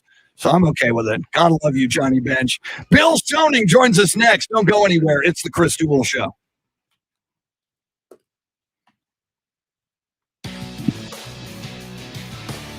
My dog's name is Lasorda. Very nice, Leo.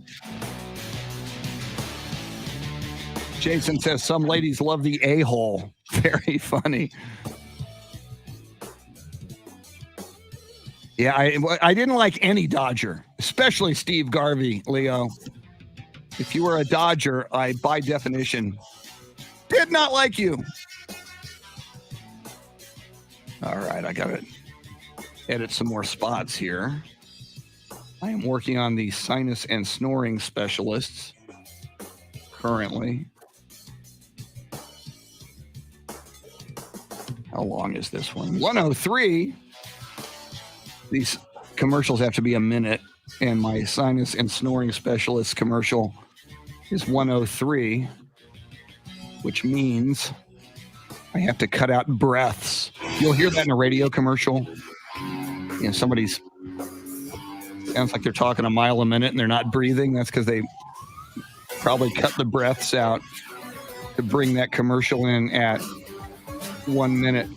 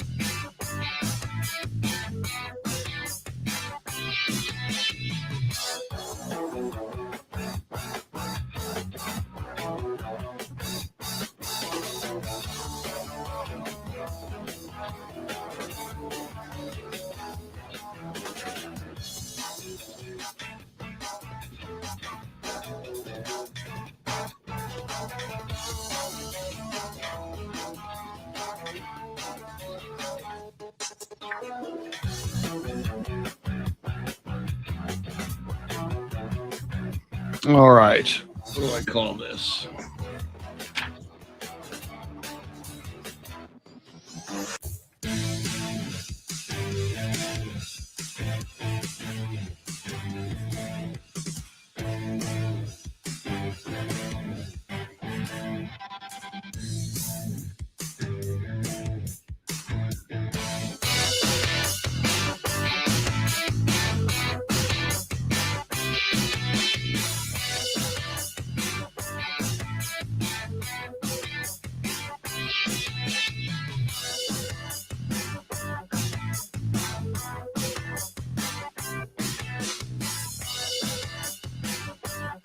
Leo, I am scheduling a trip to Perth, Australia. How cool is that?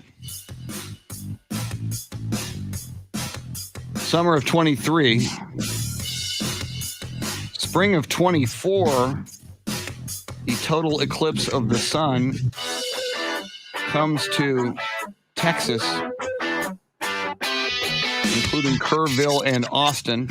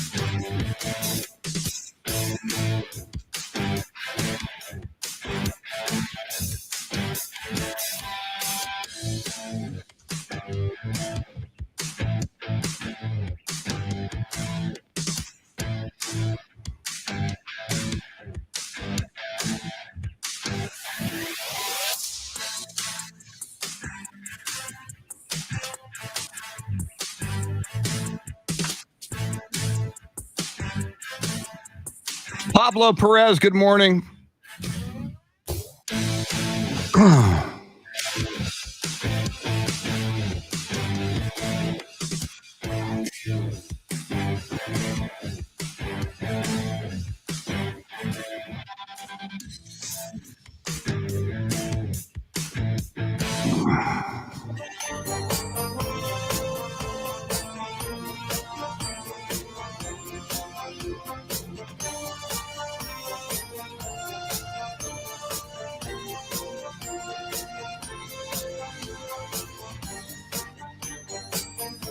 I got one more spot I'm trying to edit here before Bill Schoening.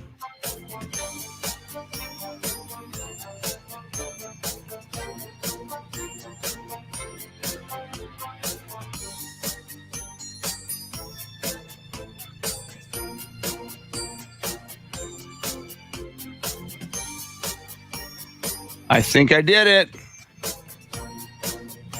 Dave is calling Bill as we speak.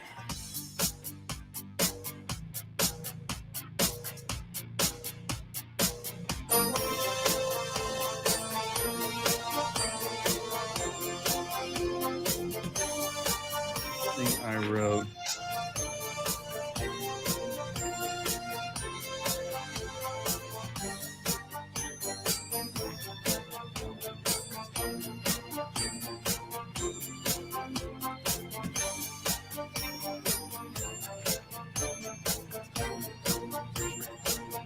Cool, sir. Thank you so much.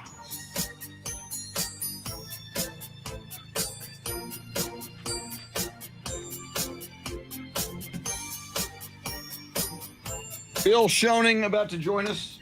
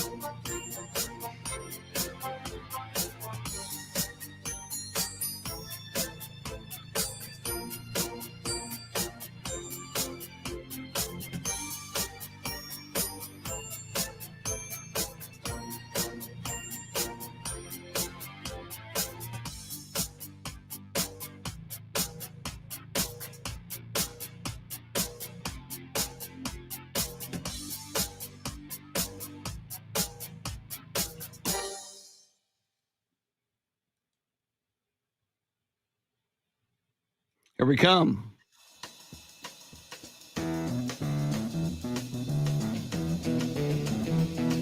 This is the Chris Duel Show. You know the day destroys the night, night divides the day. Try to run, try to hide, break on through to the other side. Break on through to the other side. Break on through to the other side, yeah. Now, Chris Duel. We are in the final hours of summer, officially. Even though it doesn't feel like summer out there. It's getting windy, a front moving in, down, coming from the north, moving across Austin, moving across South and Central Texas, across San Antonio and beyond. Temperatures supposed to be in the upper 50s tomorrow morning, which is crazy, just in time for fall. Although the highs will be back in the 90s by the weekend. Welcome in. It is the Chris Duel Show with Shannon Salty Sweeney. Shannon is on vacation in Orlando, Florida. She'll be back on Monday. Dave Ayler making the show go. And on Wednesdays, we love talking all sports, including basketball and football, with the voice of the San Antonio Spurs. Before that, longtime voice of the Texas Longhorns, Mr. Bill Schoening. How are you doing on this morning? Very good, Chris. Thank you very much for the weather report. All I needed was to see a map behind you and to see you, describing the cold front. I'm going to send a tape of that to my son, Eric, in Salt Lake City, who is a meteorologist. And I'll get a full critique on your performance from him. And we'll see if you can continue with this weather career. I completely forgot that your son Eric is a meteorologist. That is amazing. What was that like for him? I mean, see, I could have been a meteorologist in school, Bill, but you really have to study for that. You have to like read and pay attention and have some kind of facts behind a major like that. Yeah, and science classes. Can you imagine school with a science class? Oh gosh. Well, real quick story about this. He went to the University of Texas shortly after I left UT to go to San Antonio for the Spurs. So while he was at UT, and he was in the band, the 350-member, the Pride of the Great Southwest, I believe is what they call the UT band. But he loved that. But he took a meteorology class during his sophomore year and decided, you know what, I want to major in meteorology. Well, believe it or not, as big as the University of Texas is, they don't have a meteorology major. So if he was to pursue a meteorology degree, he would have to transfer. So he told his professor that he wanted to study meteorology. And they said, well, you'll have to transfer. Maybe you should go to OU.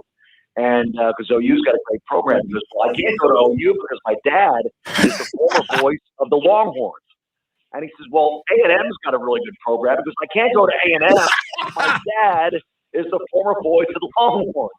So he ended up going to the University of Washington up in Seattle, where that wasn't a big thing. The former voice of the Longhorns is your dad. And he got his degree after the final 2 years up there in Seattle, loved Seattle. And they got a job right away with the National Weather Service in Salt Lake City. So he's been in Salt Lake City since '07, and he loves it up there.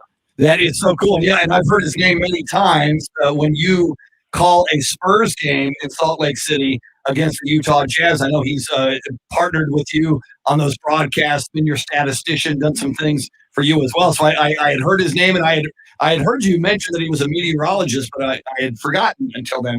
What a great story, though. And I gotta love him for saying I won't go to OU, I won't go to A&M because my dad's the voice of the Longhorns. That's beautiful. Well, the funny thing is, too, that when he does stats for me up in Salt Lake City, every time we play the Jazz, he's my stat guy, and he's very, very good at it. And I told him after the first or second time he did stats for me, I said, you're really a good statistician. He says, Dad, you know how simple this is compared to trying to figure out when that cold front's coming in over the Rockies? This is simple. 3 for 9 is 33%. That's pretty simple, Dad.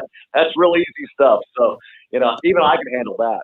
And speaking of statisticians, since we're just kind of rambling here, and we still have a week before the start of training camp, I was in New Orleans. This was probably 2 years ago, and I got a substitute statistician. And I didn't know this fellow, but he was a young guy, and it seemed like he was pretty bright. And he introduced himself, and he had a lot of organization going on. He had charts in front of him, so he looked like he knew what he was doing. And during the first time out, he gives me a note, and it says the Spurs are 3 for 8 from the field. That's 33%.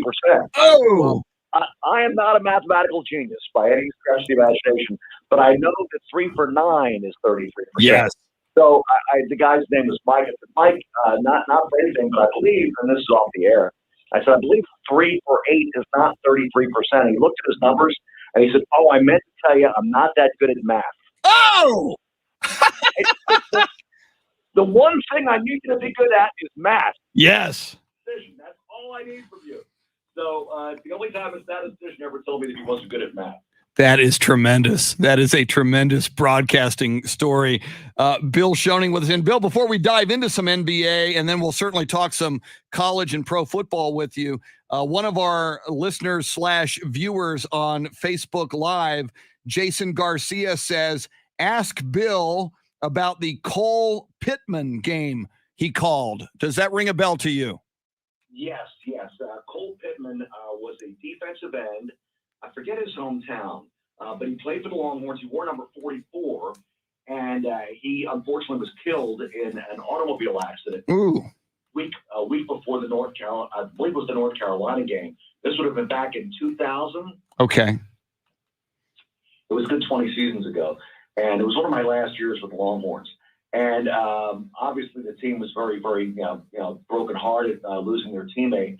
And the Longhorns had a very, very good day against North Carolina, and they scored a touchdown to go up, I think, 44-6, something along those lines. And instead of kicking the extra point, they just decided to take a knee for the extra point. Wow. Final total number to be 44 in honor of Cole Pittman. Oh, my goodness. I did not recall that story. That is amazing. Yeah, and it was kind of strange because at first when they took the knee for the extra point, I was really confused for a moment. Like, why would they just, not just kick the extra point?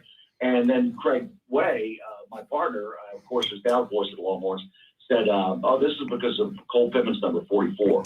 And that's exactly what it was. It reminded me, of course, years later, just a couple of years ago, we were the first NBA game to be played on that Sunday afternoon when Kobe had been killed in the helicopter crash that morning.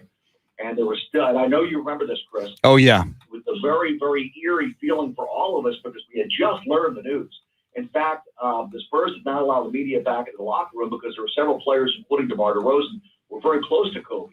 So it was an emotional moment for a lot of the players. So we didn't even get a chance to talk to anybody about this whole thing, and we just got the news, and you were breaking it on the air.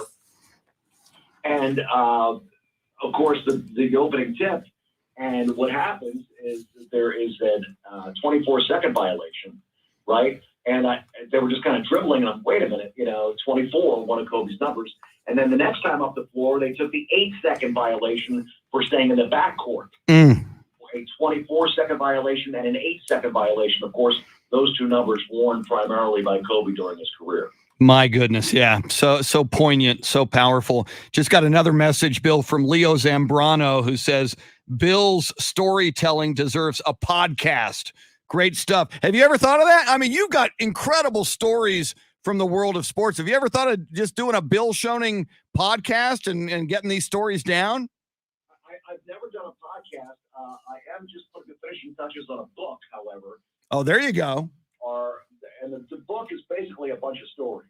It's not one continual story, but stories that have happened during my career and during my early life. And I've just negotiated a deal. I can't release the name of the publisher just yet. They asked me to keep a lid on it until we get everything kind of signed, sealed, and delivered. But we're hoping for a release sometime next year. And yeah, obviously there are some Spurs stories in there, but really it's a story about what the stories are about my whole life. And one of the things, in fact, I just kind of edited yesterday. There's a funny story about Fort Stockton, Texas. Chris, you know where Fort Stockton? I do, out in West Texas, yes. It's right on I-10 on the way to El Paso. If you can ever get to El Paso, way out there. And for 3 years, early in my career, I was the voice of the Lamesa High School Golden Tornadoes. Nice. Back in the early 80s. And we had to go to Fort Stockton for a district game, which was 160 miles from Lamesa, by the way. So that's how big and widespread West Texas. You'd have to literally go, 3 hours almost for a district game. It's kind of crazy. But one basketball night, it was a cold January night, 1982. I go to the gym to do the game, and the phone line is dead. The phone line's not working. I can't find an operating phone line anywhere. I tried to call the Southwestern Bell office at Fort Stockton. They were closed. It was after 5 o'clock. So finally I got the janitor to show me a coach's office. And the coach's office had a phone. And next to the coach's office, there was a janitor's closet, his broom closet, that had a window to see the court. Oh. From the coach's office. So I had to do the old. Now, those of us have done a lot of long time radio stuff. We've had to learn how to get on the air any way we can. So I had to string about 35 feet of cable from the phone broom closet where I was set up, and there was no desk in there or no seat, no bench. So I had to go across the hallway to a classroom and get a bench like a desk. Right into the broom closet. That's where I sat to do the game. And I had to string the phone line cable from the coach's office into where I was. And I connected. I'll never forget that the engineer called me at the coach's office. I answered the phone, unscrewed the mouthpiece, put alligator clips on the from that back. So that I literally, and it made it work. I don't know how, but we did a 2-hour broadcast, an hour and a half, whatever it was. Lamesa won at Fort Stockton, but in my foot, and there I am amidst the wash rags and brooms in the janitor's closet calling a basketball game. So in 4 decades of play-by-play, it's the only time I did a game in the closet. That is tremendous. What a great story. I can't wait. As soon as that book comes out, Bill Schoening, I can't wait to read it, and we'll certainly talk about it on the radio. The voice of the San Antonio Spurs, Bill Schoening, with us. Bill, I do want to get to it. It's a big story. It's like the NBA's biggest story yesterday. Ben Simmons making it clear he's doesn't want to come to training camp. He never wants to play again for the Philadelphia 76ers. Now, you grew up in Philly, so you grew up a Sixers fan. You continue to pay close attention to them to this day. So then I hear Woj, Adrian Wojnarowski, on the radio yesterday saying, they said, well, what teams might be interested in Ben Simmons? He listed 4 teams, among them the Portland Trail Blazers, the Cleveland Cavaliers, the Minnesota Timberwolves, and the San Antonio Spurs. Now, obviously, nobody knows what the Spurs might be thinking, but I just want to ask you, as a guy who's paid attention to the Sixers and to Ben Simmons, he came in so highly touted and expected to be a superstar. Do you think for some team, Ben Simmons can live up to the expectations he had coming into this league? I think there's one shortcoming of his game, and that is shooting. He doesn't have any confidence in his shot, and I'm hoping that he's spending a good portion of the summer working on that part of the game. I'm disappointed as a Sixers fan, as an NBA fan, honestly, in a guy that signs a multi-year contract for a lot of money and then decides he doesn't want to play for that team or play in that city. We've seen it before with guys forcing trades, but at the same time, it's a little disappointing as a Sixers fan that, one of the cornerstones of the franchise doesn't want to be there anymore. And they do have a very good team with Joel Embiid and Tobias Harris, and obviously Doc Rivers is a very, very good coach. They've got some good young pieces there in Philadelphia, so it's disappointing to see what's happening with Ben Simmons.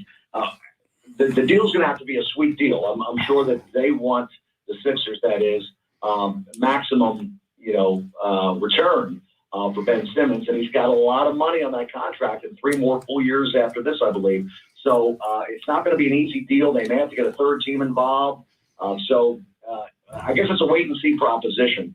But it's hard to believe that Ben Simmons holds the cards in this when the Sixers have him under contract. Yeah, it's a crazy, crazy situation. And San Antonio Spurs fans know all too well when a player wants to force a trade and wants out of town. It's not fun for the team or for the fan base. Bill, I want to shift to football because, again, given your Philadelphia allegiance, my Dallas Cowboys will host your Philadelphia Eagles on Monday Night Football in about 5 nights. And going into this season, a lot of people wrote off the Philadelphia Eagles, saying they were going to be last in the NFC East. Well, Eagles look very good in week 1 and get a victory. And in week 2 last Sunday, in Philly, they played very well against the 49ers. They were in it until the end. It was a 17-11 final. Suddenly, the Eagles are looking like contenders in the NFC East. What is making the Eagles so much better than we thought they were?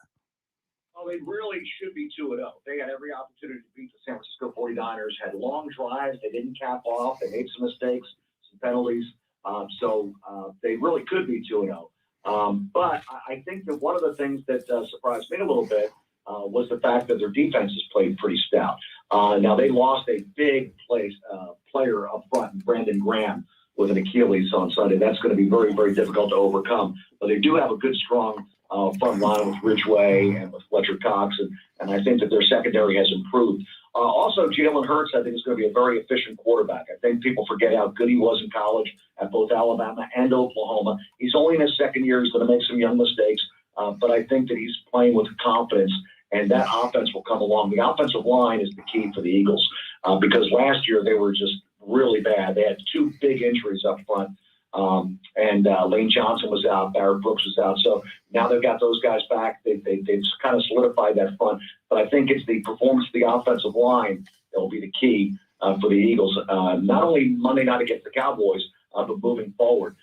So remember, though, it's very, very early, Chris. A lot of different things can happen for all these teams. They got 17 weeks now, so we'll see what happens. But I'm looking forward to it. It's a little early in the season for me to have an Eagles-Cowboys matchup. Yeah. We'll take it when we get it. Absolutely. Going to be fascinating next Monday night. All right, Bill, can't let you get out of here without talking a little Longhorns. Longhorns annihilate Rice 58-0, which they were supposed to do. I mean, they were 26-point favorites and wind up winning 58-0, and nobody scored in the fourth quarter. They kind of let off the brakes. That could have been worse than 58-0 for Rice. But Texas Tech coming into Austin at 3-0. And we had Taylor Estes of Horns 24/7 on the show yesterday, and she said, do not sleep on Texas Tech. Do not overlook them. Going to be a very interesting early test in this season for Steve Sarkisian and the Longhorns coming up Saturday, 11 a.m. And it's national TV on ABC, so it's going to be a pretty big game on Saturday. And it's so weird to see Tech play Texas during the day. And I know you follow football very closely, Chris, but that game should always be played at night. People should be fired up and expect a lot of points. I think of those windy West Texas nights out in Lubbock when the final score was 44-37. There's some crazy games when Tech and Texas play, usually a very high-scoring game. So it's just weird for me to see Tech playing an afternoon game or a morning game, if you will, with the University of Texas. I think the Longhorns took a big step forward. They needed to. It was Rice. Let's Yeah. A little bit. But those running backs look really good. They've got a bevy of good running backs. And I think Casey Thompson's a very good player. So I think their offense is going to be tough to stop as they get momentum to move forward. So I would expect they're going to put some points on the board on Saturday against Texas Tech. And can I share one more quick fun? Absolutely. Yes. The week of the Red Raiders against the Longhorns. One of my favorite coaches I ever got to cover and get to know was Spike Dykes, the late Spike Dykes, who was the legendary head coach at Texas Tech for many years and had coached high school ball long before he got the chance to be a head coach at the collegiate level. Well, they upset Texas in Austin at Memorial Stadium. Before it was known as Darrell K. Royal Texas Memorial Stadium. It was just Texas Memorial Stadium. And that was an afternoon game back in 1989, I believe. And the players are carrying Spike Dykes off the field, a 24-17 upset for the Red Raiders over the Longhorns. And one of the TV cameramen was asking him a question as the camera was rolling as they were carrying him off the field. And they said, Spike, is this the biggest win in your coaching career? And he said, hell no. When I was at Tahoma, we beat Colorado City in my district. Beautiful. So, in other words, beating the Longhorns in Austin wasn't nearly as big as beating Tahoma. That is amazing. Is that one going in your book, Bill? That's another great story. Yeah, because I have a whole little thing on Spike. Spike was just great. So I really enjoyed working with Spike all those years. He'd come on my talk show, and he recruited Austin, so he always wanted to be kind of on and Austin, you know. And sure. His relationship with John Malkovich was very funny because, you know, Spike was a good old boy, and Malkovich was kind of buttoned down, sipping buttery Chardonnay. There was a nice little conflict there. But then they got along great. They were just completely opposite people. Always tremendous. Gosh, we covered a lot of ground there, Bill. And as you mentioned, Spurs and NBA training camps beginning next week. So we are going to dive into the world of the NBA and the San Antonio Spurs full force. Always great stuff, Bill. Best of luck continuing to edit the book and get it ready for publication. And when it happens, let us know. Have a great week. And I must say to you, Bill, I love you, but Monday night, go Cowboys. We'll have a little friendly wager on that. How about that? There you go. Absolutely. And whatever the point spread is, I don't know what it is, but whatever it is, we'll honor the point spread, and it'll be Applebee's or wherever you want to. Very good, and we'll pay up, and the loser will be humiliated 1 week from today when you come back on this show. So we'll. Then of course will be fun during the course of the season when we do our banter on air during the games.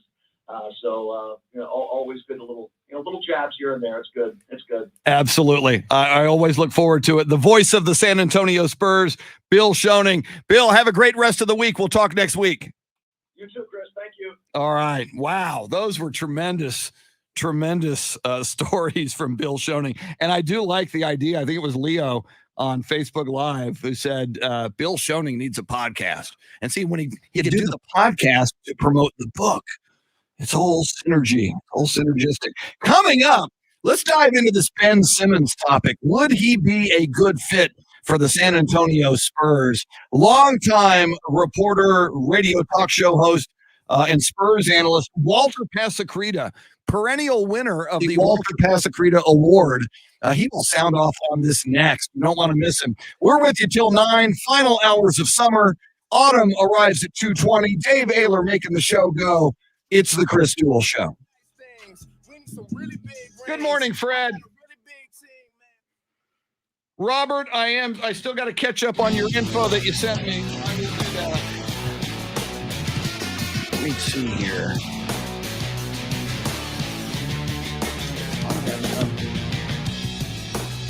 Beverage to edit these final spots that I need to edit.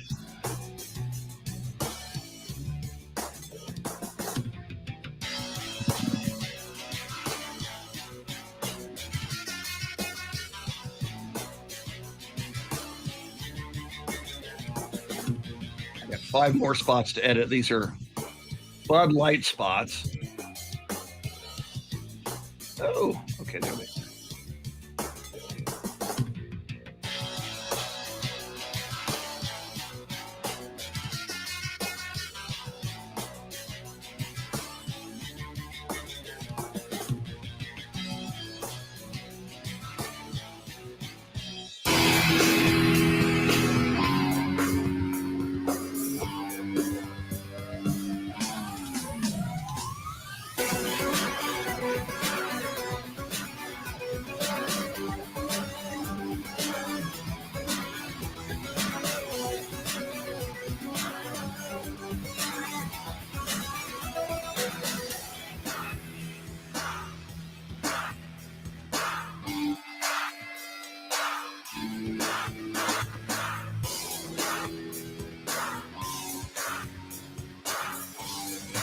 Whoa, John, you're right. I saw that on Facebook. Today is Dawn Hall's birthday, a.k.a. Track Smack Dawn.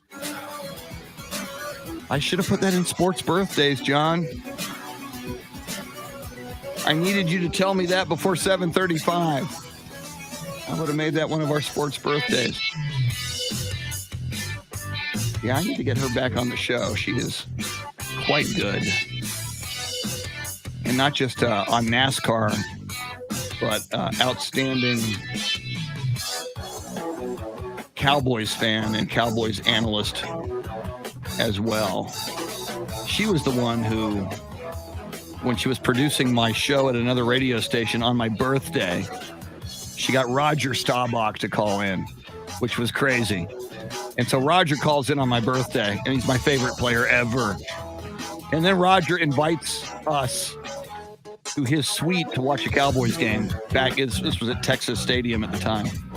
So I will forever be indebted to Track Smack Dawn for that.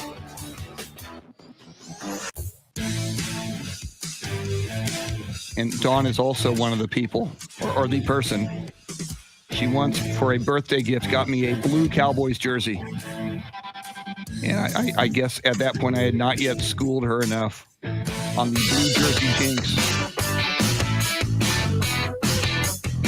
So I had to go exchange that jersey, I think at Academy, for a white one.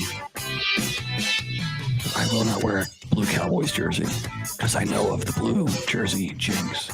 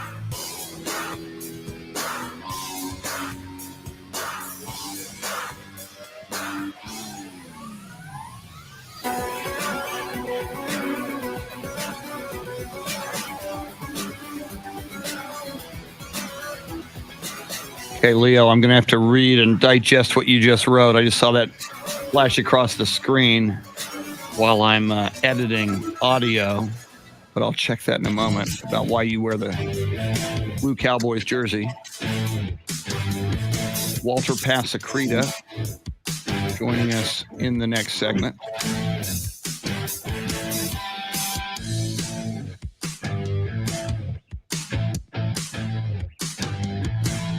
Beautiful. I just got all these edited.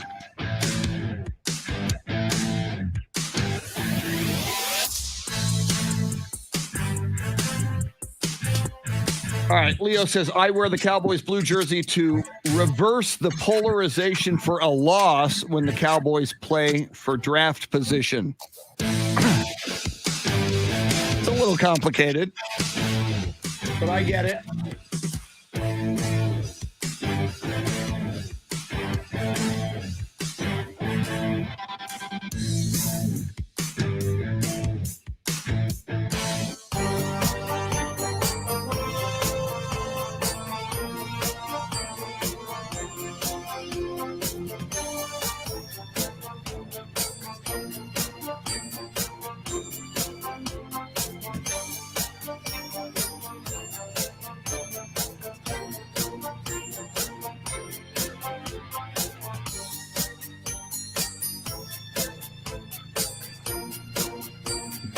Ask Wally about the Mets 30 for 30. Is that new, Leo? I'll get to it if we can.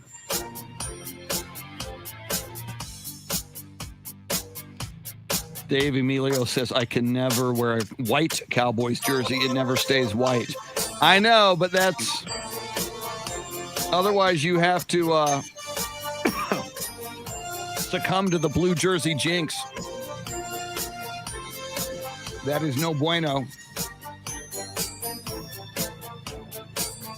Walter Pasacreta about to join us. It's about the 86 World Series Mets. Very cool. I will do that, Leo. Thank you, sir. Let's see. I need to...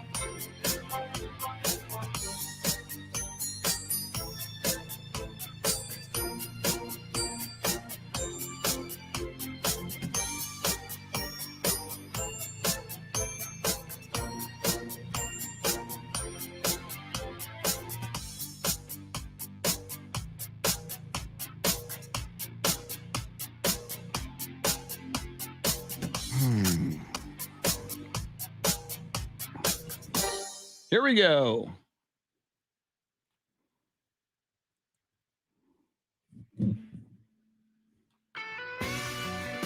Back to the Chris Duel Show with Shannon Salty Sweeney.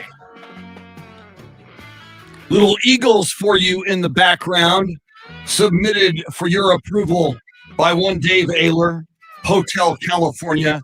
Don Felder came up with that riff for that song. That song doesn't happen without Don Felder.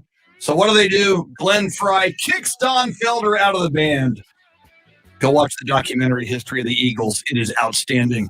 Welcome back, Chris Duel Show. Shannon Salty Sweeney on vacation. It has been way too long since we have had this gentleman on the show. He is one of the fixtures on the sports talk landscape across South and Central Texas for many, many years. He is the perennial winner of the Walter Pasacreta Award, given to journalists who most frequently appear on television next to Greg Popovich or Tim Duncan or Manu Ginobili or Tony Parker. And he's got some issues and he's got some opinions on this whole Ben Simmons thing. The one, the only, Walter Pasacreta. How are you this morning? I'm good, Mr. Duel. How are you? Very good. I follow the travails and adventures of Wally's Deli food truck on Facebook. God, don't go there. Yeah. All right. We've had some mechanical issues lately, but no, we won't. We might go there before the end of the interview. But you and I were texting yesterday, and it's the big story. Ben Simmons tells the Sixers, "I will never play for you again." Adrian Wojnarowski yesterday says, I can name 4 teams that would make a play for Ben Simmons and get him if they could. One of those teams was the San Antonio Spurs. Your thoughts on Ben Simmons? Your thoughts on, is he Spur material? Well, the reason why I thought he would be a good fit is that the Spurs would be able to fix him. And everybody knows that they have one of the best shooting coaches in the entire NBA, and that's obviously Chip England. We all know that. And so they would be able to fix him and maybe get him to be a confident three-point shooter, how about even competent three-point shooter, and just add something else to his game. It's certainly a possibility. If I'm Ben Simmons, San Antonio would be the place I would want to go to because they can help me. Now, How does he get here? That's a whole nother story. I don't think it makes sense for the Spurs. If the Sixers are looking for a marquee player, which it certainly sounds that way, that they want the face of your franchise plus first round picks. I don't think the Spurs will go there, but we'll see what happens. Well, but you look at the Spurs, Wally, and I here, and I always, Pop is like what, 70, going to be 72 years old during this season. I don't know if he wants to stick around for a long rebuild. I think you need a superstar on the roster. You had Kawhi Leonard, that didn't work out. Before that, you had the big three. If you could fix Ben Simmons, I mean, this guy was supposed to be a superstar in this league.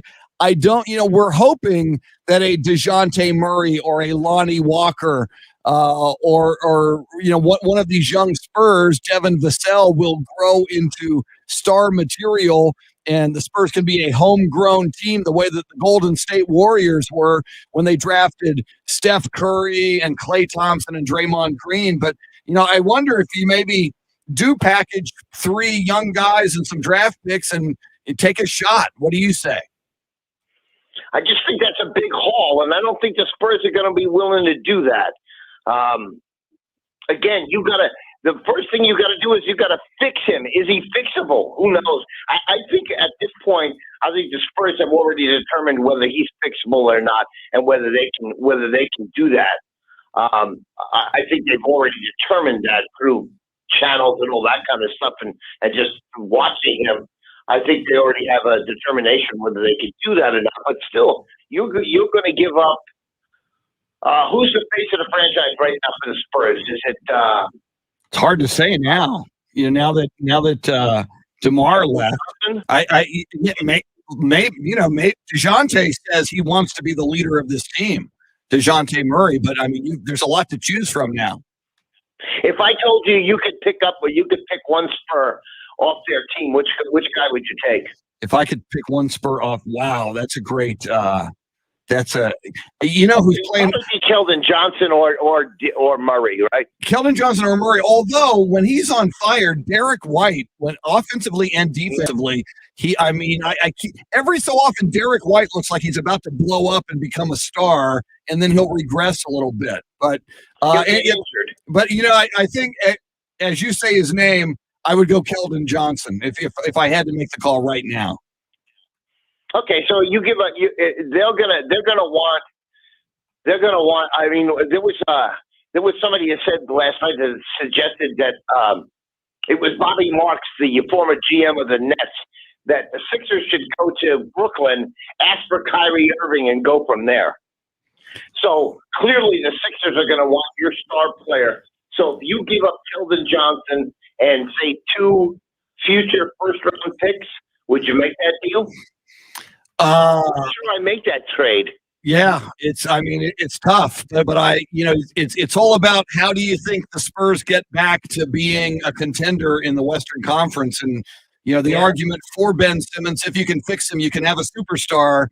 The other one is trust the process that they're going through, and trust that all of this young talent, a couple of them are going to emerge as stars. And I guess it's only the Spurs who know. But I think the fact that yesterday on the 4-letter network, Woj mentioned the Spurs. Woj works a lot of inside sources. So there may be somebody inside the Spurs organization that told Adrian Wojnarowski, hey, we're kicking the tires here. We're taking a look.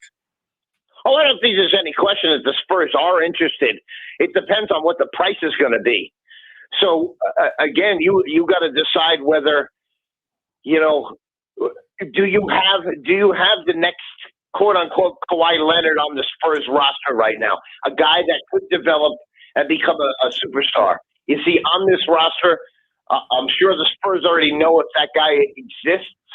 And then you got to decide whether the price is too high or the price is right to bring in Simmons. So they got a lot of questions to answer. I'm sure they've done all of their work and have come to a conclusion on what works and what's not going to work. Who knows? Maybe they pull the trigger here and they think very highly of Ben Simmons. Here's a guy that averages 16 points, get 8 rebounds, and get 8 assists a game. The guy's almost a triple double. So very good. Is he? Here's a question for you: is he the best? If he came out to the Spurs right now, would he be the best player? But again, it goes back to the first thing you said. If you fix him, yes. Yeah, he has so much upside and was so highly touted coming into the league. That's why the Sixers gave him that supermax contract. So, yeah, again, though, can you fix him? It all comes down to that. And that's the other thing, too, is you're going to have to – he's got obviously a boatload of money coming to him. Are you willing to pay all that money? Yeah, good question. Spurs do have a lot of cap room now, but that's another tremendous question. Walter, I want to make sure we get over to the Dallas Cowboys on you. You've covered the Cowboys extensively over the years, including doing some great Dallas Cowboys recap shows on Facebook and social media. Cowboys 1-1. They could have been 2-0. They could have been 0-2, but they're 1-1. Offense looks good. Defense looks better than it was last year, but it was god awful last year. How do you feel about the Dallas Cowboys right now? They're just inconsistent. So I don't know if they can get to where they want to go. They're going to have to be better. You know, the one thing that's disappointing is the offense. It should be more explosive than it has been. They haven't gotten into they're going up and down the field. They haven't been able to get into the end zone enough. And if they can do that, then they're on a different level. The defense appears at this point, and it's early, obviously, appears that they're good enough to be a playoff team and to at least make stops when they need to have them. But the offense, again, hasn't been able to get into the end zone consistently enough for all the talent that they have there. So, and the special teams has been a disaster ever since McCarthy became the head coach. I don't like John Fossil. I think he should have been fired a year ago. McCarthy apparently looked at him, so that doesn't make any sense to me. I would have, like I said, I would have got rid of him a year ago. We'll see. We'll see. They could be another 500 team, as they always are. Yeah. Or if they can get things going, it appears that this is a Cowboy story, though, Chris, isn't it? All the time. Yes. They appear like they have all the talent in the world, and it just doesn't go their way for some reason. Yeah, and then like every 10 years, back with the 16-game season, every 10 years they'll explode and go 13-3, and then lose in the first round of the playoffs and just tear our hearts out. Gotta give you a couple of more things that I'm seeing online. Leo Zambrano says, ask Wally if he has seen the Mets 30 for 30 about the 86 New York Mets. Have you seen that documentary yet? Yes, it's terrific. I loved all 4 parts of it, yes. I have not seen it, but I will take your recommendation. And from Indonesia, fan to watch that. Say what? If you're not a Met fan, why bother? See, I like the human interest, though. It's the human. It's the stories, man. It's baseball history. I could watch it without being a Mets fan. Robert Browning, writing from Indonesia this morning, says, "I miss and love," in all caps, "I love me some Wally." So there are Wally fans on the other side of the world listening to you right now. Was that a female that said that? Nah, sadly, it's a guy, Robert Browning. I wish it was a hot supermodel who said that. Oh, well. Yeah. Yes, the one story that you would want to hear about the 1986 Mets was the flight home from Houston. But they didn't tell you the story because nobody knows the story. But they completely demolished that aircraft. Wow. They partied like no one else. There was cocaine on that airplane. There was all kinds of drugs on that plane, all kinds of alcohol. But nobody has ever talked about the flight home. See, that's why you need to write the book, Wally, The Flight Home by Walter Pasacreta. They were soaked in alcohol when they got off the plane. Soaked. You say that like it's a bad thing. Listen, I don't like to see alcohol go to waste. So. Yeah, I've been on road trips with you, Wally, and you and I were soaked in alcohol, as I recall, a couple of times. Yes, but we did not fall into the Puget Sound. No, although we thought one of our compatriots did. That's another story.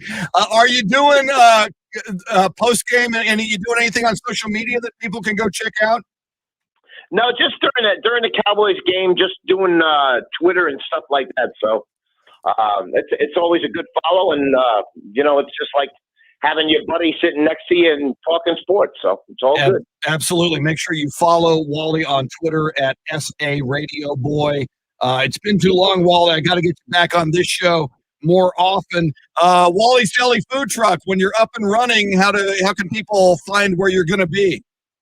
Well, it's difficult now because I'm working for a corporation during lunchtime, so it's a private area. You sold out, Wally. You're working for the man now. You're wearing a tie and working for the man. Yeah, Microsoft. But you're probably making a lot more money than we radio people do. So you probably made a smart move. Yeah. You've been doing it a long time, Chris. Yeah, that's why I had this high-paying radio salary. Thank you very much. Yes. Walter Pasacreta. Wally, always outstanding, sir. It's been too long. Let's do it again soon. Okay, Chris, we'll do it. Thanks, bud. All right. Wally's a great follow on Twitter at SA Radio Boy. Once again, go follow him. He is tremendous. Been around forever. And I forgot to ask him about it. I've talked to him about it before. He is the perennial winner of the Walter Pasacreta Media Award. But we'll get into that next time with him. Our thanks to the great Bill Schoening. Tremendous stories, tremendous perspective from Bill. Tomorrow on the show, James Allen from the Pro Football Hall of Fame, Hoss Holding, a wrestler who decided to become a professional wrestler at the age of 60, and he's doing it. It's a great story, and he's a great guy. I've known him for quite some time. Those and many more will join us on tomorrow's show. Dave Ayler, outstanding job, sir. Thanks for being here. Thank you, Chris. Let's do it again tomorrow. Thanks. Yeah, we'll do that. And quickly, the poll results. Should the Spurs go after Ben Simmons? 58% no. 31% yes. Hell, I don't know. 6% say in Pop we trust. And 6% say Ben who? All right. You got about 5 hours left of summer. Autumn comes at 2:20. You better party now. We'll see you in 21 hours. Adios, amigos. Woo!